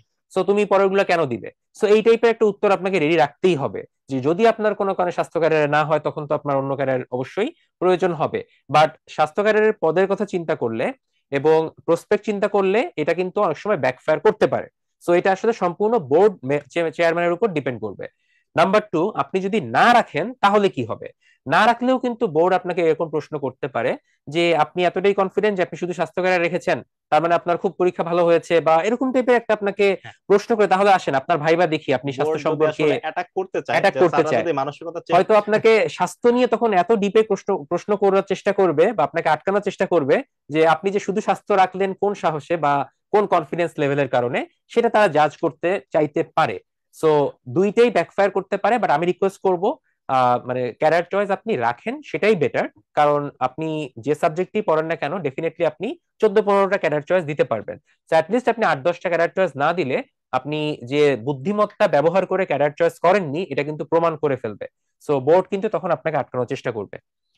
আচ্ছা, তো এখন আমরা নন ক্যাডার ভিত্তিক শূন্য পদের সংখ্যায় যাওয়ার আগে কি ক্যাডার চয়েস নিয়ে যে কোন কয়েকটা ক্যাডার কি আমরা শাওন, একক। আমরা এই মুহূর্তে একটু অল্প করে আলোচনা করতে চাই, একটা নতুন স্লাইড আমরা যদি নিতে পারি। আচ্ছা, নতুন। আচ্ছা, এটা মুখে আচ্ছা, আমরা আমরা করতে মুখে পারি, নতুন বলছি, স্লাইড আমি এই একটু জায়গাতে নিলে একটু সংক্ষেপে বেশ। আরো কয়েকটা ক্যারিয়ার নিয়ে একটু কথা বলছি। আমরা আসলে শুরুর দিকের 7-8টা ক্যারিয়ার নিয়ে আলোচনা করেছি, কেন শুরুর দিকের বললাম। এর মধ্যে আপনি, খাদ্য ক্যাডার নিয়ে জানার জন্য একজনের কিন্তু ইতিমধ্যে প্রশ্ন হ্যাঁ আমি আসছে। বলছি, সবই বলছি। সো শুরুর দিকের ক্যারিয়ার নিয়ে এই জন্য বললাম কারণ হচ্ছে শুরুর দিকের 7-8টা ক্যারিয়ার নিয়ে হচ্ছে আপনাকে বিসিএস ভাইভায় প্রশ্ন করা হবে। কারণ পিছনের দিকের আপনি যখন 15টা ক্যারিয়ার চয়েস দিয়েছেন, আপনাকে কিন্তু 15টা ক্যারিয়ার থেকে প্রশ্ন করবে না, আপনাকে করবে সেই ঘুরে ফিরে প্রথম 3টা বা সর্বোচ্চ 5টা থেকে। সো এই জন্য আপনার অন্য যে ক্যাডার গুলো আছে সেগুলো তাহলে কি করব, সেগুলো কি আমরা চয়েস লিস্টে রাখার পরেও কি পড়াশোনা করব না, অ্যাটলিস্ট একটু জেনে যেতে হবে। যেমন আমি যে তথ্য ক্যাডারের কথা বলি, সো ইনফরমেশন ক্যাডারে দুইটা সেগমেন্ট আছে, একটা হচ্ছে জেনারেল, একটা হচ্ছে টেকনিক্যাল। সো জেনারেলের ক্ষেত্রে আপনি সহকারী তথ্য কর্মকর্তা হিসেবে যোগদান করবেন, এক্ষেত্রে কিন্তু বেশ অপরচুনিটি আছে। আপনি বেতার, টেলিভিশন, তারপর চলচ্চিত্র প্রকাশন অধিদপ্তর, এরপর হচ্ছে আমাদের যে নিউজ মিডিয়া গুলো আছে বিটিভি, এই ধরনের প্রতিষ্ঠানের সাথে কাজ করার পাশাপাশি প্রতিটা মন্ত্রণালয়ে একটা পিআরও পদ আছে, পাবলিক রিলেশনশিপ অফিসার। সেই পিআরও পদেও কিন্তু একজন তথ্য ক্যাডারের কর্মকর্তা কাজ করে থাকেন, সাধারণত মন্ত্রী বা উপদেষ্টাদের সাথে। সো এখানেও কিন্তু আপনার একটা ভালো অপশন আছে মানে ডাইভার্সিফিকেশন নিয়ে কাজ করার মতো। আর টেকনিক্যাল যে সেক্টরটা আছে সেটা হচ্ছে আপনার সহকারী বেতার প্রকৌশলী। সেক্ষেত্রে আপনার বেতার বা বাংলাদেশ বেতারের বিভিন্ন আঞ্চলিক এবং বিভাগীয় বা উপজেলা কার্যালয়ে আপনাকে হয়তো পদায়ন করতে হবে। এবং এটা ধরে রাখবেন যে শুরুতেই আপনাকে কখনো বেতার ভবনে দিবে না, আপনাকে হয়তো উপজেলা বা জেলা লেভেলেই দিবে। এবং উপজেলায় মিনিমাম 4-5 বছর আপনাকে কাজ করার মেন্টালিটি রাখতে হবে। এরপর আমি খাদ্য নিয়ে কথা বলছি। সো খাদ্যের প্রশ্নটা একটু আমরা জেনে নিব এর মধ্যে। খাদ্য, উনি জানতে চেয়েছেন যে খাদ্য ক্যাডার সম্পর্কে একটু বলবেন। আচ্ছা। উনি একটু ক্যাডার সো সম্পর্কে ইনসাইট আচ্ছা, ওনার দরকার। খাদ্য ক্যারিয়ার বলতে হচ্ছে আপনাকে প্রথমেই পোস্টিং দেওয়া হবে হচ্ছে সহকারী খাদ্য নিয়ন্ত্রক হিসেবে কোন উপজেলাতে। সো উপজেলাতে খাদ্য নিয়ন্ত্রকের কার্যালয় বলে একটা অধিদপ্তর অফিস আছে, যেটা হচ্ছে উপজেলা প্রশাসনের সাথে সম্মিলিতভাবে কাজ করে। এই অধিদপ্তরটা একই সাথে খাদ্য প্রক্রিয়াজাতকরণ থেকে শুরু করে বিভিন্ন ডিজাস্টারের সময় খাদ্য গুদামজাতকরণ, গুদামজাতকরণ। তারপর খাদ্যের গুণগত মান ঠিক রাখা, ফুড কন্ট্রোল হচ্ছে কিনা, কোনো ফুড সিকিউরিটি বা ফুড সেফটি নিয়ে প্রশ্ন আসছে কিনা, ইভেন বিএসটিআই বা বিভিন্ন ফুড স্ট্যান্ডার্ড যারা আসলে জাস্টিফাই করে, তাদের সাথেও কিন্তু এই মন্ত্রণালয় বা খাদ্য মন্ত্রণালয়ের কাজ আছে। সো আপনাকে এইগুলো নিয়ে কাজকর্ম করতে হবে, অর্থাৎ আপনার জীবন হবে খাদ্যময়। তো এখন ব্যাপারটা হচ্ছে যে আপনি খাদ্য নিয়ে কাজ করতে করতে অনেক সময় একটু বোরনেস লাগতে পারে, বোরডম চলে আসতে পারে, বাট যেটাই হোক না কেন, খাদ্য ক্যারিয়ারের প্রসপেক্ট আমার মতে বেশ ভালো একটা ক্যারিয়ার চয়েস, এবং এটা টপ মানে 7 or 8 or টপ 10 ক্যারিয়ারের মধ্যে রাখা যেতে পারে। অবশ্যই ভালো প্রসপেক্ট আছে, এবং শেষ পর্যন্ত আপনি খাদ্য মন্ত্রণালয়ে পোস্টিং এও যেতে পারবেন। আচ্ছা, এবার আমি তো একটু টেকনিক্যাল ক্যারিয়ারটা একটু সংক্ষেপে টেকনিক্যাল ক্যাডারে যাওয়ার আগে আমরা কি কয়েকটা প্রশ্ন নিয়ে হ্যাঁ, নিব? আমরা প্রশ্ন আমাদের নিয়ে খুব ফেলি। ভালো কয়েকটা প্রশ্ন ছিল। তো হ্যাঁ, এটার মধ্যে প্রথম যে প্রশ্নটা ছিল যে ফরেন ক্যাডার কি আগে পরে অবশ্যই বিদেশ যেতেই হবে? খুবই ভালো প্রশ্ন। ফরেন ক্যারিয়ারে আসলে একটা চ্যালেঞ্জ আছে, যেটা হচ্ছে আমরা একটু পরে স্লাইডটাতে যাই, আরেকটা পরে। হ্যাঁ, এইটা থাকুক, কারণ এটা একটা বিষয়টা মাথায় রেখে আপনাকে চয়েস দিতে হবে, তো এই সেগমেন্টের মধ্যে পড়ছে। তো ফরেন ক্যারিয়ারে হচ্ছে আপনার আজ হোক কাল হোক পোস্টিং এ যেতেই হবে, এটা হচ্ছে এক কথায় উত্তর। কিন্তু কখন যেতে হবে বা কবে যেতে হবে? সাধারণত ফরেনে তো শুধু ছেলেরাই যোগদান করবে এরকম না, মেয়েরাও যোগদান করবে। So male officer female officer both থাকবে। সো যখন আপনি পোস্টিং এ যাবেন তখন মেলদের ক্ষেত্রে তাদের স্পাউস কে নিয়ে যেতে হয়, অনেক সময় কেউ কেউ নিয়ে যান না, সেই স্বাধীনতা আপনার দেওয়া আছে। তো বেশিরভাগ ক্ষেত্রেই পোস্টিং এ যে টাইপের কাজকর্মগুলো আমাদের করতে হয় শোন, সেক্ষেত্রে কিন্তু আমার স্পাউসের একটা বড় ভূমিকা আছে, আমি আমার এই গত 1.5 বছরের এক্সপিরিয়েন্স থেকে বলতে পারি। সো স্পাউস আপনার অবশ্যই প্রয়োজন হবে, এবং বিদেশে আপনার স্পাউস কোনো কাজও করতে পারবে না বা কোনো এস্টাবলিশ জবে এন্ট্রি নিতে পারবে না। তো যারা ফিমেল অফিসার থাকবেন তাদের স্পাউসের চাকরি ছেড়ে ফিমেল অফিসারের সাথে যখন উনি বাইরে যাবেন, এটা কিন্তু অনেক সময় সম্ভবপর হয় না। ঝামেলা হতে ইভেন পারে। আমার মানে মেল অফিসারদের ক্ষেত্রেও কিন্তু এই প্রবলেমটা হবে, যে ফিমেল স্পাউস যিনি আছেন তিনি যদি কোনো একটা সরকারি চাকরি কর্মরত হয়ে বা থাকেন। কোনো ব্যাংকে বা কোনো অন্য প্রতিষ্ঠানে কর্মরত থাকেন, সেক্ষেত্রে সেই চাকরি ছেড়েও তিনি যাবেন কিনা এটাও কিন্তু একটা কম্প্রোমাইজের ব্যাপার। সো আপনি চাইলে আপনার হেডকোয়ার্টার্স বা পররাষ্ট্র মন্ত্রণালয়ে অনির্দিষ্ট সময়ের জন্য থাকতে পারবেন। যেমন আমি একটু উদাহরণ দিতে পারি, আমাদের কিছু সিনিয়র ম্যাডাম বা হয়তো স্যাররা অনেকে একটু দেরি করে পোস্টিং এ গেছেন, বাট আপনাকে অবশ্যই যেতে হবে আপনার ক্যারিয়ার প্রসপেক্টের কথা চিন্তা করলে। আপনি যদি অ্যাম্বাসেডর, হাই কমিশনার বা এই ধরনের পদে যেতে চান, আপনাকে মিনিমাম কয়েকটা পোস্টিং ক্রাইটেরিয়া ফুলফিল করতে হবে, অ্যাটলিস্ট 4টা বা 5টা। সো আপনি যদি না যান সেক্ষেত্রে আপনার এই ক্রাইটেরিয়া ফুলফিল হবে না। সো ডেফিনেটলি আপনাকে আজ হোক কাল হোক যেতে হবে, এটা অবশ্যই মাথায় রাখবেন। আচ্ছা, আমরা পরের প্রশ্ন নিতে পারি। পরের প্রশ্ন বলেছেন যে চশমা ব্যবহার করলে কি পুলিশ ক্যাডার দেওয়া যাবে কিনা, সেটার উত্তর আমি ক্যামেরার সামনে দাঁড়ানো আছি। যে চশমা আমি ব্যবহার করছি, আমার দুই চোখে পাওয়ার হচ্ছে -1.25। সো আমার থেকে আরো অনেক ভারী ভারী, মানে -5.00, মানে এইরকম টাইপের চশমা ব্যবহার করা কিন্তু আছে আমার পুলিশের কলিগ। সো আপনি যদি চশমা ব্যবহার করে 6/6 আপনার ভীষণ থাকে, তাহলে আপনি কিন্তু পছন্দে রাখতে পারবেন। আপনি কালার ব্লাইন্ড না হলেই হলো। হ্যাঁ, কালার ব্লাইন্ড যদি হন তাহলে আপনি তাহলে কিন্তু একটু ক্যাডার সমস্যা আছে। সার্ভিসের জন্য কিন্তু আপনার মানে রিকমেন্ডেশনে বা যোগদানের ক্ষেত্রে সমস্যা হবে। এ ব্যতীত চোখে আপনি চশমা পরে 6/6 ভিশন থাকলে আপনার আর কোনো সমস্যা নাই। আনসার ক্যাডারদের কি পুলিশ ক্যাডারের সময় মেয়েদের কি চুল কাটতে হয় কিনা? পুলিশ ক্যাডারে কিন্তু ছেলেদের শুধুমাত্র একদম জিরো সাইজে করা হয়, মেয়েদের চুল নিয়ে কিন্তু ওরকম সমস্যা হয় না। সো এটা হুম। নিয়ে টেনশন করার দরকার নাই। আর এখন ভাইয়ের জন্য যেহেতু আমি দুইটা প্রশ্ন উত্তর দিয়ে দিলাম পুলিশ আর আনসার রিলেটেড, তাই হুম। হুম। আরেকটা প্রশ্নের উত্তর আমি দিয়ে দিচ্ছি যে আগের মতো এসপি থেকে সিনিয়র এসপি হয় নাকি এডিশনাল এসপি হবে? এখন সিনিয়র এসপি পোস্ট কিন্তু আর নাই, কারণ আপনি যখন নবম গ্রেডে যোগদান করছেন অ্যাসিস্ট্যান্ট সুপারিনটেন্ডেন্ট অফ পুলিশ হিসেবে, তখন ট্রেনিং এর পরবর্তীতে আপনার যখন ইউনিফর্ম আসবে, তখন ইউনিফর্মে কিন্তু আপনার শোল্ডারে দুইটা পিপস যুক্ত হবে, হুম। দুইটা বল্টু বলে চলিত বাংলায়। আপনার সার্ভিস লাইফ একটু যখন আপনি পুরাতন হবেন, কিন্তু অতিরিক্ত পুলিশ সুপার হওয়ার আগেই সেখানে কিন্তু 3টা পিপস হয়ে যাবে। কিন্তু পোস্ট কিন্তু আর সিনিয়র এসপি আগের মতো বলা হয় না, এটা কিন্তু অ্যাসিস্ট্যান্ট সুপারিনটেন্ডেন্ট অফ পুলিশই থাকে। পরবর্তীতে সাধারণত 5 বছর হলে আপনি যোগ্যতা অর্জন করেন অতিরিক্ত পুলিশ সুপার হওয়ার হিসেবে, তখন আপনার র্যাঙ্ক চেঞ্জ হয়ে একটা শাপলা পরিণত হয়। সো আগের মতো সিনিয়র এসপি আর থাকবে না। পুলিশ ট্রেনিং এর সময় কি দাড়ি কাটতে হয় কিনা? অবশ্যই না। আপনি যদি রেগুলার দাড়ি রেখে থাকেন, যে একটা পারমিশন নিয়ে নেবেন, আপনার আর দাড়ি রাখার ক্ষেত্রে কোনো সমস্যা হবে না। কিন্তু যদি আপনি দাড়ি না রেখে মানে শেভ করা এরকম হয়, তাহলে প্রতিদিনই আপনাকে অবশ্য কর্মের ভেতরে, আপনার প্রাত্যহিক কর্মের ভেতরে মানে শেভিংটা একটা রুটিনে পরিণত করে নিতে হবে। তা না হলে ওই জায়গাতে সার দেয় যে ট্রেনিং এর সময় ওস্তাদ যারা থাকেন তারা খুবই সমস্যা করেন। এখানে আমি একটু শাওনের সাথে অ্যাড করি, যদিও প্রশ্নটা আসেনি, সেটা হচ্ছে ফরেন ক্যাডারের ক্ষেত্রেও কিন্তু এরকম একটা রুলস আছে। যদিও ফরেনে কোনো ইউনিফর্ম নাই, কিন্তু ফরেনে সবসময় হচ্ছে আপনাকে একটা একদম মানে ফর্মাল ড্রেস আপে থাকতে হবে, অর্থাৎ স্যুট, তারপর বুট, আপনার টাই, যত গরমই হোক না কেন ফুল শার্ট, এবং শার্টের কালারও আছে হোয়াইট অথবা স্কাই ব্লু। তো এই টাইপের ড্রেস কোড আপনাকে মেনটেন করে চলতে হবে। তো এটা আপনি কোনোভাবে ইগনোর করতে পারবেন না, যে কোনো প্রোটোকল ডিউটি হোক বা বাংলাদেশের ভিতরে হোক দেশের বাইরে হোক। মানে প্রতিটা বিশ্বের প্রতিটা দেশেরই হচ্ছে ফরেন সার্ভিসে এরকম একটা ড্রেস কোড আছে, এবং সবাই এটা মেনটেন করে। সো এটা হচ্ছে আনঅফিসিয়াল একটা ড্রেস কোড, যেটা হয়তো আমরা কখনো বলি না, কোনো ইউনিফর্ম না, তো তারপর আমাদেরকে মেনে চলতে হয়। আর একটা বিষয় হচ্ছে এখানেও হচ্ছে আপনার দাড়ির ব্যাপারটা এরকম, রাখলে একদম ফুল দাড়ি রাখতে হবে ফরেন ক্যাডারেও, এবং না রাখলে আপনাকে নিয়মিত শেপের মধ্যে দিয়ে যেতে হবে। এই খোঁচা খোঁচা দাড়ি বা উল্টাপাল্টা একটা লুক নিয়ে এটা ঘোরা যাবে না। ইভেন চুলের ব্যাপারেও একটু বাধা নিষেধ হ্যাঁ, আছে। এটা কিন্তু শুধুমাত্র ক্যাডার সার্ভিসের সময় না, এটা ভাইবা বোর্ড থেকে কিন্তু শুরু হুম, হয়। আপনি যখন অবশ্যই। বিসিএস এর ভাইবা দিতে যাবেন, ইনশাল্লাহ আপনারা যখন ভাইবা দিতে যাবেন, তখনই কিন্তু যদি দাড়ি থেকে থাকে একদম ভালোভাবে রেখে যাবেন, না থাকলে খুব ভালোভাবে একদম শেভ ক্লিন করে শেপ যাবেন। করে যেতে হবে। কোনো মানে খোঁচা খোঁচা দাড়ি বা স্টাইলিশ দাড়ি রাখা যাবে না। এখন ভাইয়ের জন্য প্রশ্ন ছিল যে বিবিএ থেকে গ্রাজুয়েশনের পর জেনারেল ক্যাডারের সাথে কি বোথ ক্যাডার চয়েস দেওয়া যাবে? বিবিএ থেকে আহ বিবিএ যখন আপনি করেন সেখানে তো গ্রাজুয়েশন সাবজেক্ট করবেন, সেখানে অবশ্যই একটা মেজর থাকবে একটা আপনার মেজর সাবজেক্ট, থাকে, হয়তো যেমন ফিনান্স হতে অ্যাকাউন্টিং। পারে, অ্যাকাউন্টিংস হতে পারে। হ্যাঁ, তো সেটার আপনার জন্য কিন্তু যেহেতু, আপনার শিক্ষা ক্যাডার থেকে হ্যাঁ, যায়। শিক্ষা ক্যাডার কিন্তু সেখানে একটা অপশন থেকে যায়, যেহেতু আপনার হচ্ছে পোস্ট রিলেটেড একটা সাবজেক্ট বলে একটা অপশন আছে, ফর্ম ফিল আপ করার সময় থাকবে। তো যখন যদি আপনার ফিনান্স বা অ্যাকাউন্টিং থাকে, ডেফিনেটলি আপনি কিন্তু বোথ ক্যাডারে অ্যাপ্লাই করতে পারবেন, অ্যাপ্লাই কোনো করতে সমস্যা পারবেন। হবে না। ওকে। ঠিক আর আছে। সর্বশেষ প্রশ্ন ছিল সমবায় ডাক অথবা পরিবার পরিকল্পনা ক্যাডার ভালো নাকি শিক্ষা ক্যাডার ভালো?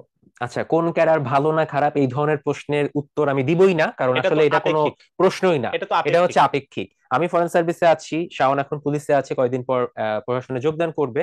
তো আমাদের কাছে যদি কেউ জিজ্ঞেস করে যে কোনটা ভালো লাগছে কোনটা খারাপ লাগছে, এটার কোনো উত্তর নাই। ব্যাপারটা হচ্ছে আপনার সম্পূর্ণ আপেক্ষিক।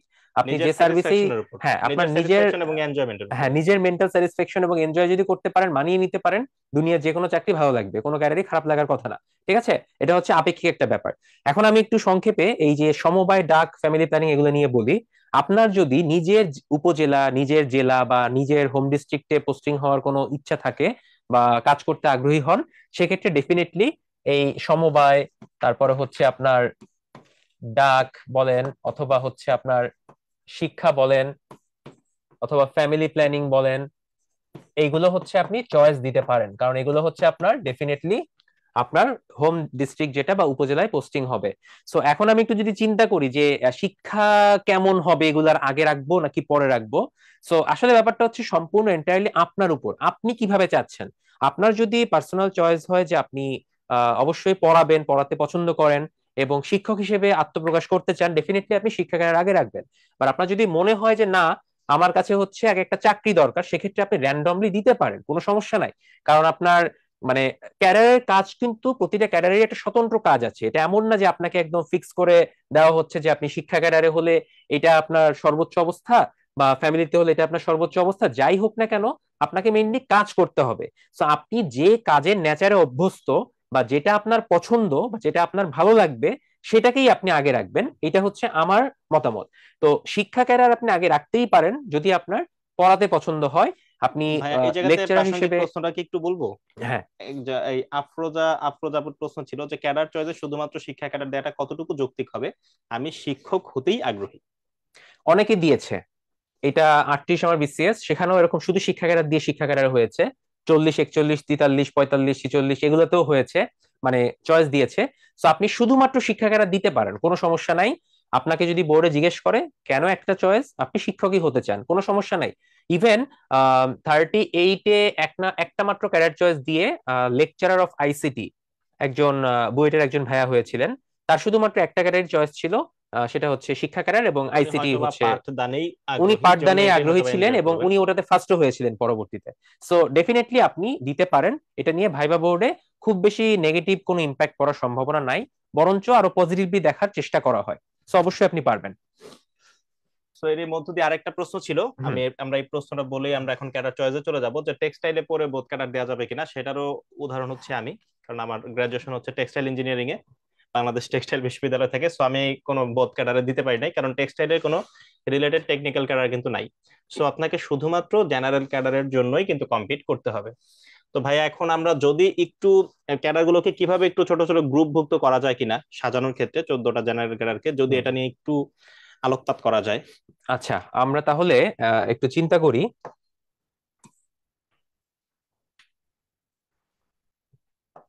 আমরা যদি একটু প্রশাসনিক বা ফিল্ড লেভেলে বা ফিল্ড মাঠ লেভেলের কাজের পর্যায়ে দিকে কাজ যদি নিয়ে যাই আমরা চিন্তা যাই। করি, সেক্ষেত্রে আমরা কয়েকটা ক্যাডারকে রাখতে পারি। যেমন শুরুতেই তো আমরা অবশ্যই যদি ফিল্ড চিন্তা করি, তাহলে আমরা প্রথমেই রাখবো হচ্ছে অ্যাডমিনকে। অ্যাডমিনিস্ট্রেশনকে, তার পরবর্তীতে পুলিশ আসবে, আনসার আসবে। পুলিশ আসবে, আনসার আসবে। এই তিনটা ক্যাডার মোটামুটি একটা গ্রুপভুক্ত, যে যারা সরাসরি আপনি জনগণের সঙ্গে মিশে কাজ করবেন এবং ফিল্ড লেভেলে থেকে আপনাকে জনগণের সেবাটা নিশ্চিত করতে হবে। সাথে এবং আরেকটা জিনিস একটু অ্যাড করবো, জি যেটা জি হচ্ছে অবশ্যই, 9টা 5টা অফিস বলে কিচ্ছু নাই। 24 আপনাকে ইন্টু 7 টাইপ। 24/7 টাইপের মেন্টালিটি রাখতে হবে, এবং দীর্ঘ সময় কাজ করা, ছুটি না পাওয়া, এবং সিনিয়রদের সাথে মানে একসাথে মিলিয়ে মানে মিলেমিশে কাজ করা। অনেক সময় হয়তো অনেক কিছু মন মতো হবে না। কিছু এই ক্যারিয়ার গুলোতে আবার কিছু আপনার পলিটিক্যাল প্রেশার, লোকাল ইনভলভমেন্ট বা ইনফ্লুয়েন্স এগুলোও থাকবে, যেগুলো হয়তো আপনাকে হ্যান্ডেল করতে হবে, বা আপনারা সবাই জানেন যে এরকম সিনারিও তৈরি হয়েছে। সো সামনেও যে হবে না এর কোনো গ্যারান্টি নাই, অবশ্যই হতে পারে। সো এই ক্যারিয়ার গুলো হচ্ছে একদম রুট লেভেলের মানুষের সাথে মিশে কাজ করতে হবে। আপনি হয়তো একদম মানে নিচু স্তরের মানুষ হতে পারে, হয়তো আমি নো অফেন্স টু এনিওয়ান, মানে রিক্সাওয়ালা থেকে শুরু করে হয়তো সবজি বিক্রেতা, এরকম মানুষকে আপনি মোবাইল কোড করতে যাবেন। আবার হয়তো খুব ভালো একজন ব্যবসায়ী, বা হয়তো স্বনামধন্য একজন শিক্ষক, বা একজন ভালো হয়তো উঁচু স্তরের কোনো সরকারি কর্মকর্তা, তার সাথে আপনাকে মিলে জেলা লেভেলে বা উপজেলা লেভেলে কাজ করতে হচ্ছে। তো আপনার কিন্তু আপনার যে ইন্টেলেকচুয়াল ক্যাপাবিলিটি বা আপনার যে আসলে বুদ্ধিমত্তা, সেটা দিয়ে আপনাকে এখানে কিন্তু সর্বোচ্চ বা ম্যাক্সিমাইজ করে আপনাকে কাজটা করতে হবে। আপনাকে মানুষের মেন্টালিটি বুঝতে হবে, চিন্তা করার ক্ষমতা রাখতে হবে, এবং খুব দ্রুত যে কোনো রকমের সিদ্ধান্ত নেওয়ার মেন্টালিটি থাকতে হবে। এবং অলওয়েজ মনে রাখবেন যে আপনি যাই করছেন না কেন, ফিল্ড লেভেলে আপনার উপর একটা হাইলাইট আছে, আপনাকে নিয়ে নিউজ হবে খুব দ্রুত। সো এটা কিন্তু একটা অবশ্যই একটু মাথায় রাখতে হবে। ঠিক আছে। সো ফিল্ড লেভেলের মোটামুটি তিনটা ক্যাডার আমরা মোটামুটি একই সঙ্গে রাখতে পারি ক্যাডার চয়েসের সময়, যদি আপনার ফিল্ড লেভেল ভালো লেগে থাকে, যেখানে এই মানে ক্যাডার দিবেন এই তিনটা ক্যাডারকে পাশাপাশি রাখতে পারলেই ভালো। সো মাঝে দুইটা প্রশ্ন একটু নিব। একটা প্রশ্ন হচ্ছে অবশ্যই ভাইয়ার জন্য, যে একজন আপুর প্রশ্ন ছিল যে যদি বাবা মারা যান, তাহলে ফরেন অ্যাফেয়ার্স এ চাকরি করার সময় কি বিদেশে মাকে নিয়ে যাওয়া যাবে কিনা। খুবই সুন্দর প্রশ্ন। অবশ্যই আপনি আপনার মাকে নিয়ে যেতে পারবেন, মন্ত্রণালয়ে একটা আবেদন দিয়ে মন্ত্রণালয়ের অনুমোদন সাপেক্ষে নিয়ে যেতে পারবেন। বাট পোস্টিং এ যাওয়ার সময় যেটা আসলে করা হয়, সেটা হচ্ছে আপনি এবং আপনার ফ্যামিলিকেই শুধুমাত্র হচ্ছে ট্রান্সপোর্ট অ্যালাউন্স বা অন্যান্য ফ্যাসিলিটি দেওয়া হয়। তো ফ্যামিলি বলতে আপনার স্পাউস, অর্থাৎ হাজবেন্ড ওয়াইফ এবং সর্বোচ্চ 2জন চিলড্রেন, এই 4জনের জন্যই আসলে ফ্যামিলি কন্ট্রিবিউট করা হয় বা ফ্যামিলি হিসেবে ডিফাইন করা হয়। তাদের জন্য ডিপ্লোম্যাটিক রেড পাসপোর্ট থাকে। কিন্তু বাকি যারা, আপনি আপনার যদি ইনলজ হতে পারে, বাবা মা হতে পারে, ভাই বোন হতে পারে, ইভেন আপনার যে কোনো আত্মীয় হতে পারে, আপনি নিয়ে যেতে পারেন উপযুক্ত কারণ দেখিয়ে। মন্ত্রণালয় সেটা অ্যাপ্রুভও করে, বাট সেটা সম্পূর্ণ আপনার ওন দায়ভারে নিবেন, ওন আপনার কস্টে। On on কস্টে কস্টে। নিবেন, এবং আপনার মানে ওই ব্যক্তি, মানে আপনার ওই রিলেটিভ ওই দেশে গিয়ে কোনো প্রবলেম ক্রিয়েট করলেও এর দায়ভার সম্পূর্ণ আপনার। তো সবকিছু মাথায় রেখে আপনি নিয়ে যেতে পারবেন। আর আরেকটা একটা খুব প্রাসঙ্গিক প্রশ্ন একটু নিব। হুম। তাপস মজুমদার ভাইয়ার একটা প্রশ্ন ছিল, যে এসপি ডিসি হতে হলে একটা ব্যাচের সবাই কি হতে পারে কিনা, আর এসপি ডিসি হতে হলে বিসিএস এর রেজাল্ট কি কোনো ভূমিকা রাখে কিনা। এটা অবশ্যই সুন্দর একটা প্রশ্ন। আমি যদি ভাইয়া পারমিশন দিলে একটু উত্তর দিব, যে একটা অবশ্যই, অবশ্যই, প্লিজ। একটা ব্যাচে পুলিশ ক্যাডার যাচ্ছে, দেখতেই পাচ্ছেন যে 100 জন, অথবা অ্যাডমিনিস্ট্রেশনে 300 জন, এবারও 200 জন আছে। তো বাংলাদেশের জেলা তো 64টা। তো 64টা জেলায় আপনার ব্যাচের সবাই কিন্তু ডিসি হতে পারবে না, বা সবাই আপনারা এসপি হতে পারবেন না। এই জায়গাতে ফিট লিস্ট তৈরি করা হয় এবং ওই হিসেবেই কিন্তু পদায়ন করা হয়। আর এক্ষেত্রে বিসিএস এর রেজাল্টের একটা ভূমিকা থাকে, কারণ সাধারণত যখন মেরিট পজিশন অনুযায়ী গ্যাজেটে আপনার নাম চলে আসে, প্রমোশনের বেলায় সাধারণত এই মেরিট লিস্ট ধরে ধরেই কিন্তু এসপি আর ডিসির বেলায় কিন্তু লিস্ট করা হয়, বা অর্থাৎ প্রমোশনও। আমি জাস্ট একটু জি অ্যাড জি করি, জি অর্থাৎ জি। পিএসসি থেকে যে জ্যেষ্ঠতা নির্বাচন করে দেওয়া হয়, অর্থাৎ বিসিএস এর যে গেজেটে যে অনুযায়ী বা যে লিস্ট অনুযায়ী নাম থাকবে, সেই অনুযায়ী কিন্তু সাধারণত হচ্ছে প্রমোশন গুলা মানে চিন্তা ভাবনা করে তারপর দেওয়া হয়। তো সেক্ষেত্রে অবশ্যই মেরিট লিস্টের একটা বড় ভূমিকা আছে এই এসপি বা ডিসি হওয়ার জন্য। আবার একটু অ্যাড করি শাওনের সাথে, যে 64টা মাত্র জেলা আছে। তো 64 জন ডিসি হবেন। সো আপনার ব্যাচেই হচ্ছে 300 জন থাকবেন বা 200 জন থাকবেন। সো এর মধ্যে আপনারা কতজন হতে পারবেন? আবার শুধু যে এক ব্যাচের সবাই হবেন তাও তো না, আপনার আগের হয়তো এক ব্যাচের বা পরের এক ব্যাচেরও তো কেউ না কেউ একই সময় যোগ্যতা অর্জন করবেন। সো তারাও হয়তো ডিসি হিসেবে থাকবেন। সো আসলে এক ব্যাচের সবাই এটা হতে পারবেন না, ধরেই নিতে হবে, এটার কোনো সার্টেনটি নাই। শাওন, please। আচ্ছা ভাই, আমরা এখন আবার, তো প্রশ্ন তো অনেক থাকবে কিন্তু আমাদের আলোচনা হয় না কি না, নিয়ে আমরা করতে একটু হবে। আমি একটু সো জাস্ট ফিল্ড লেভেলের ফিল্ড লেভেলে। তিনটা, আমরা তিনটা সাবজেক্টে গ্রুপভুক্ত করে ফেলতে পারি। ফরেন অ্যাফেয়ার্স কে আলাদা একটা গ্রুপে রাখতে পারি, যেহেতু এটা একেবারেই দেশের গণ্ডি মানে পেরিয়ে বাইরে কাজ করতে হয়। এখন যদি ভাই আমরা যদি আরেকটা একটু গ্রুপ করতে পারি কিনা, যে অর্থ অর্থ সংক্রান্ত। রিলেটেড, ইয়েস জি ইয়েস। yes। আমরা যদি ফিনান্সিয়াল একটু চিন্তা করি, তো ফিনান্সিয়াল বা ফাইন্যান্স চিন্তা করলে এখানে কয়েকটা ক্যাডার আমরা রাখতে পারি। যেমন শুরুতেই হচ্ছে আমরা যদি বিসিএস ট্যাক্সেশন রাখি, এরপরে আমরা বিসিএস অডিট এন্ড অ্যাকাউন্টস রাখি, সংক্ষেপে অডিট লিখে দিলাম। জি, সংক্ষেপে আমি লিখলেই বুঝতে পারবো। আর এরপরে আমরা কাস্টমস রাখতে পারি।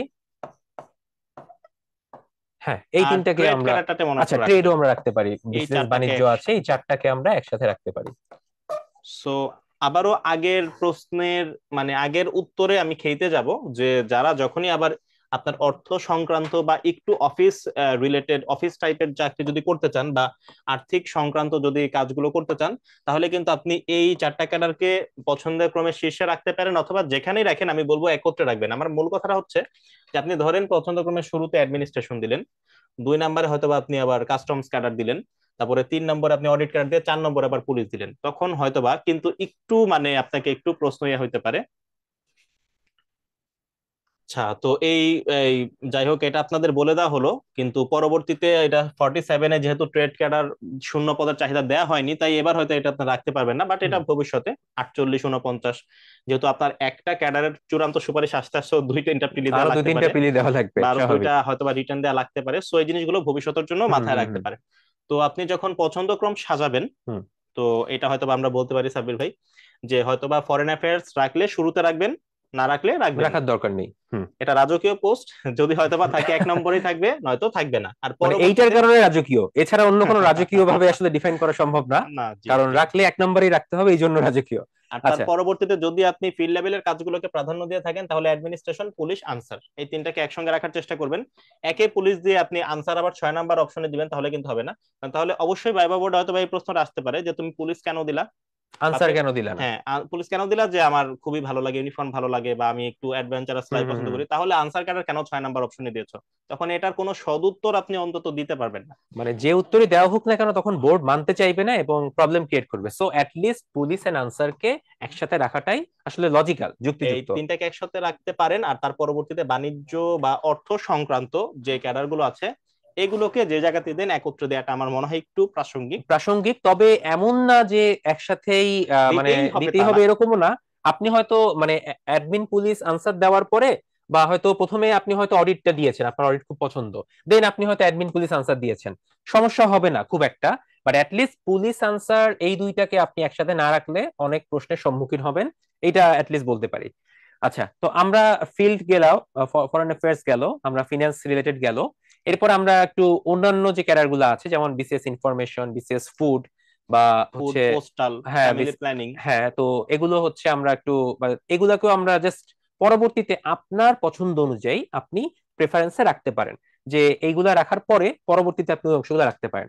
এখন একটা প্রশ্ন আসে, কারো মনে করেন এরকম পছন্দ যে আমার বিসিএস ফুড খুব পছন্দ হয়েছে কোনো একটা কারণে, সো আপনি যদি বিসিএস ফুডকে 1 নম্বরে রাখেন তাহলে কি সমস্যা হবে? এটা তো একটা অন্যরকম চয়েস হয়ে গেল। অথবা আপনার হয়তো সাপোজ হচ্ছে বিসিএস কাস্টমস আপনার খুব পছন্দ, আপনার এই ধরনের অবৈধ চোরাচালান বা এগুলো আপনি আটকাতে চান, তো এইটা আপনার টার্গেট, সো আপনি এটাকে 1 নম্বরে রাখতে চান। তো সেক্ষেত্রে সমস্যা হবে কিনা? ভাইয়া, কোনো সমস্যা হবে না, এটা আপনি অবশ্যই রাখতে পারেন। কিন্তু মনে রাখবেন, ভাইবা বোর্ডে আপনি যাই রাখেন না কেন, রাম শ্যাম যদু মধু যে ক্যাডারেই রাখেন না কেন, আপনাকে প্রশ্ন করবে কেন আপনি এটা প্রথম চয়েসে রেখেছেন। সো এটার জন্য আপনার ওই সময়ে আপনি একটা লজিক্যাল উত্তর অবশ্যই রেডি রাখবেন এবং এই উত্তরে দেওয়ার চেষ্টা করবেন। অবশ্যই প্রতিটা চয়েসের পিছনেই আপনার কোনো না কোনো কারণ ছিল, সেই কারণটাকেই জাস্ট বলতে হবে, দ্যাটস ইট। এটা নিয়ে খুব বেশি মানে বদার্ড হওয়ার কিছু নাই। বাট যে পয়েন্টগুলো আমরা একটু বললাম সেগুলোকে একটু মাথায় রাখলেই আশা করি ভালো হবে। সো একজনের একটা প্রশ্নের উত্তর শুধু দিয়ে দিব, পুলিশ ক্যাডার দেখে যেহেতু চোখ আটকে গেল, যে একজন ভাইয়ের প্রশ্ন ছিল যে বিবাহিতদের ক্ষেত্রে পুলিশ ক্যাডারে কোনো প্রবলেম ফেস করতে হবে কিনা, উত্তর হচ্ছে না। সাধারণত এসআই বা কনস্টেবলের বেলায় সাধারণত বিবাহিত হলে আবেদন করা যায় না, এরকম একটা রেস্ট্রিকশন থাকে। বাট ক্যাডার সার্ভিসে আপনি আপনি ম্যারিড কিনা বা এটা নিয়ে কিছুই কিন্তু কোনো সমস্যা হয় না। সো আর কোনো সমস্যা নাই।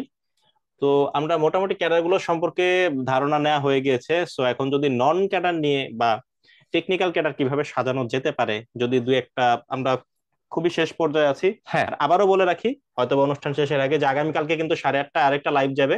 আপনারা কিভাবে নির্ভুল ভাবে ফর্ম ফিল আপ করতে পারেন এটার খুঁটিনাটি নিয়ে কিন্তু মানে ভাইয়ারা খুব সুন্দরভাবে আপনাদের জন্য আবার একটা লাইভ প্রোগ্রাম করবেন ইনশাল্লাহ। সো আমি আপনাদের সবাইকে অনুরোধ করবো, যারা এবার প্রথমবারের মতো ফর্ম ফিল আপ করছেন, প্রোগ্রামটা অবশ্যই অবশ্যই দেখবেন, কেউই মিস করবেন না।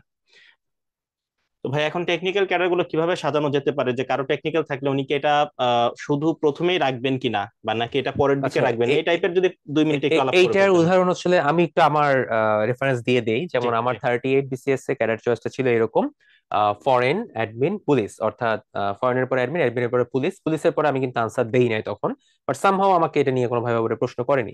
4 নম্বরে কিন্তু আমার অডিট, ট্যাক্স বা কাস্টমস কোনোটাই ছিল না। আমার 4 নম্বরে ছিল হচ্ছে রোডস অ্যান্ড হাইওয়ে, কারণ তখন হচ্ছে রোডস অ্যান্ড হাইওয়েতে মনে হয় ইলেকট্রিক্যালের পোস্ট ছিল, আমার ইলেকট্রিক্যাল এটা আপনার ইঞ্জিনিয়ারিং এর টেকনিক্যাল ছিল। টেকনিক্যাল ছিল। এবং পরবর্তীতে আমি পিডব্লিউডি দিয়েছিলাম, এবং তারপরে 6 আমার রেলওয়ে ছিল, এরপর আমি অডিট দিয়েছিলাম। সো আমার প্রথম 3টা চয়েসের পরেই কিন্তু আমি 4, 5, 6 আমার টেকনিক্যাল ক্যারিয়ার গুলো রেখেছিলাম। সো এটা নিয়ে কোনো প্রবলেম হয়নি, এবং অনেকেই এগুলো অ্যাপ্লাই করেন এভাবে, এটাও কোনো সমস্যা না। আবার 41-এ টেকনিক্যাল ক্যারিয়ার পাওয়া একজন 43-তে আবার সেম টেকনিক্যাল ক্যারিয়ার দিয়েছেন। একবার পিডব্লিউডি তে হয়েছেন আর একবার রোডস অ্যান্ড হাইওয়েতে হয়েছেন। তার দুইবারই কিন্তু টেকনিক্যাল ক্যারিয়ার ফার্স্ট চয়েসে ছিল। সো এগুলা কোনো কিছু আসলে ম্যাটার করে না, আপনি রাখতে পারেন। ওই যে বললাম, সবকিছু হচ্ছে আপনার পছন্দের উপর ডিপেন্ড করবে। আপনি কি পছন্দ করছেন, আপনি কোন টাইপের কাজ করতে চাচ্ছেন, সেই অনুযায়ী আপনি ক্যারিয়ার চয়েস দিবেন। এটাই হচ্ছে মেইন কথা। মানে টেকনিক্যাল বা জেনারেল এগুলোকে কম্বাইন করে দেওয়া যাবে কিনা, অবশ্যই যাবে। টেকনিক্যালকে জেনারেলের আগে দেওয়া যাবে কিনা, অবশ্যই যাবে। টেকনিক্যালকে জেনারেলের পরে রাখলে কোনো সমস্যা হবে কিনা, কোনো সমস্যা হবে না, অবশ্যই রাখা যাবে। বাট উত্তর এড়িয়ে রাখবেন, যে আপনাকে জিজ্ঞেস করবে যে আপনি টেকনিক্যালে পড়াশোনা করেছেন, সাপোজ আপনি ইঞ্জিনিয়ারিং পড়েছেন, আপনার ক্যারিয়ার কেন আপনি 7 নম্বরে চয়েস দিয়েছেন। তো ডেফিনেটলি উত্তর রাখতে হবে। উত্তর রাখতে পারলে যে কোনো ক্যারিয়ার চয়েস দেওয়াই অবশ্যই জায়েজ। সো আমরা অনুষ্ঠানের একেবারেই শেষ পর্যায়ে চলে এসেছি।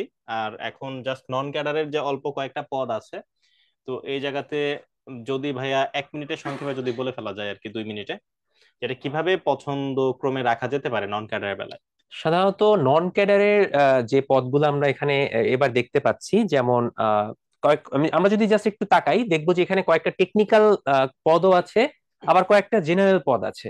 যেমন আপনি খাদ্য মন্ত্রণালয়ের গবেষণা কর্মকর্তা, এটার জন্য কিছু সাবজেক্ট কিন্তু আপনাকে স্পেসিফাই করে দেওয়া থাকে, যে এই টাইপের সাবজেক্টে আপনাকে পড়তে হবে বা পড়াশোনা করে আসতে হবে। বা আবার পরিসংখ্যান আবার পরিসংখ্যান কর্মকর্তা ডেফিনেটলি স্ট্যাটিস্টিক্স বা এই টাইপের সাবজেক্ট থেকে আসতে হবে, বা সহকারী প্রোগ্রামার অবশ্যই সিএসসি, সফটওয়্যার ইঞ্জিনিয়ারিং বা ইলেকট্রিক্যাল বা ইসিই এই টাইপের ইঞ্জিনিয়ারিং হতে হবে। বা এই যে সহকারী প্রোগ্রামার, মানে এই পদগুলো হচ্ছে আপনার টেকনিক্যাল। সো আপনি যদি এরকম কোন সাবজেক্টে পড়াশোনা করে থাকেন, ডেফিনেটলি নন ক্যাডারের ক্ষেত্রে শুরুতে আপনি এগুলো দেওয়াটা আপনার জন্য ভালো, কারণ আপনি আপনার নিজের সেক্টরে আর ভাইয়া থাকবেন। একটু অ্যাড করে দিব আপনাদের জন্য, সহজতর হবে, হুম। যে যখন আপনি আপনার অনার্সের পঠিত যে সাবজেক্ট আছে সেটা যখন ফিল আপ করে ফেলবেন, তখন কিন্তু এই নন ক্যাডারের পোস্ট গুলো কোনগুলো, শুধু কোনগুলোর জন্য আপনি এলিজেবল, সেগুলোই কিন্তু শুধুমাত্র আপনার সামনে আসবে। ওখান থেকে আপনি চয়েস জাস্ট তখন টিক টিক দিয়ে দিয়ে আপনি চয়েস লিস্টে ওটা নিতে পারবেন।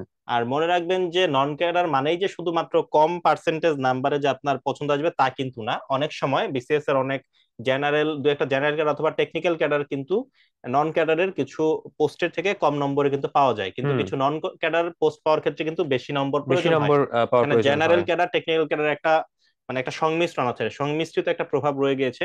সো এই বিষয়গুলো একটু মাথায় রাখতে হবে। সো আচ্ছা। তার পরবর্তীতে ভাইয়া আমরা শেষ করে ফেলবো। হ্যাঁ, আর কিছু আছে একদম ইঞ্জিনিয়ারিং পদ, যেমন অ্যাসিস্ট্যান্ট মেইনটেনেন্স ইঞ্জিনিয়ার বা সায়েন্টিফিক অফিসার। এগুলো হচ্ছে একদম পিওর টেকনিক্যাল বা ইঞ্জিনিয়ারিং পদ। ঠিক আছে। আবার হচ্ছে সহকারী বিস্ফোরক পরিদর্শক, এই টাইপের কিছু পদও আছে। সো মেইন কথা হচ্ছে আপনি আপনার সাবজেক্ট যেটা আছে সেই কোডটা ফিল আপ করার পরে আপনাকে এখান থেকে আপনার লিস্টগুলো দেখিয়ে দিবে, যে আপনি কোন কোন ক্যারিয়ার চয়েস দিতে পারবেন। সেই অনুযায়ী আপনি শুধুমাত্র আপনার চয়েস গুলো দিতে পারবেন, কোনো সমস্যা নেই। ঠিক আছে। সো এই গেল হচ্ছে নন ক্যারিয়ার ভিত্তিক কথাবার্তা। আমরা একটু পরের স্লাইডটাতে যাই, শাওন।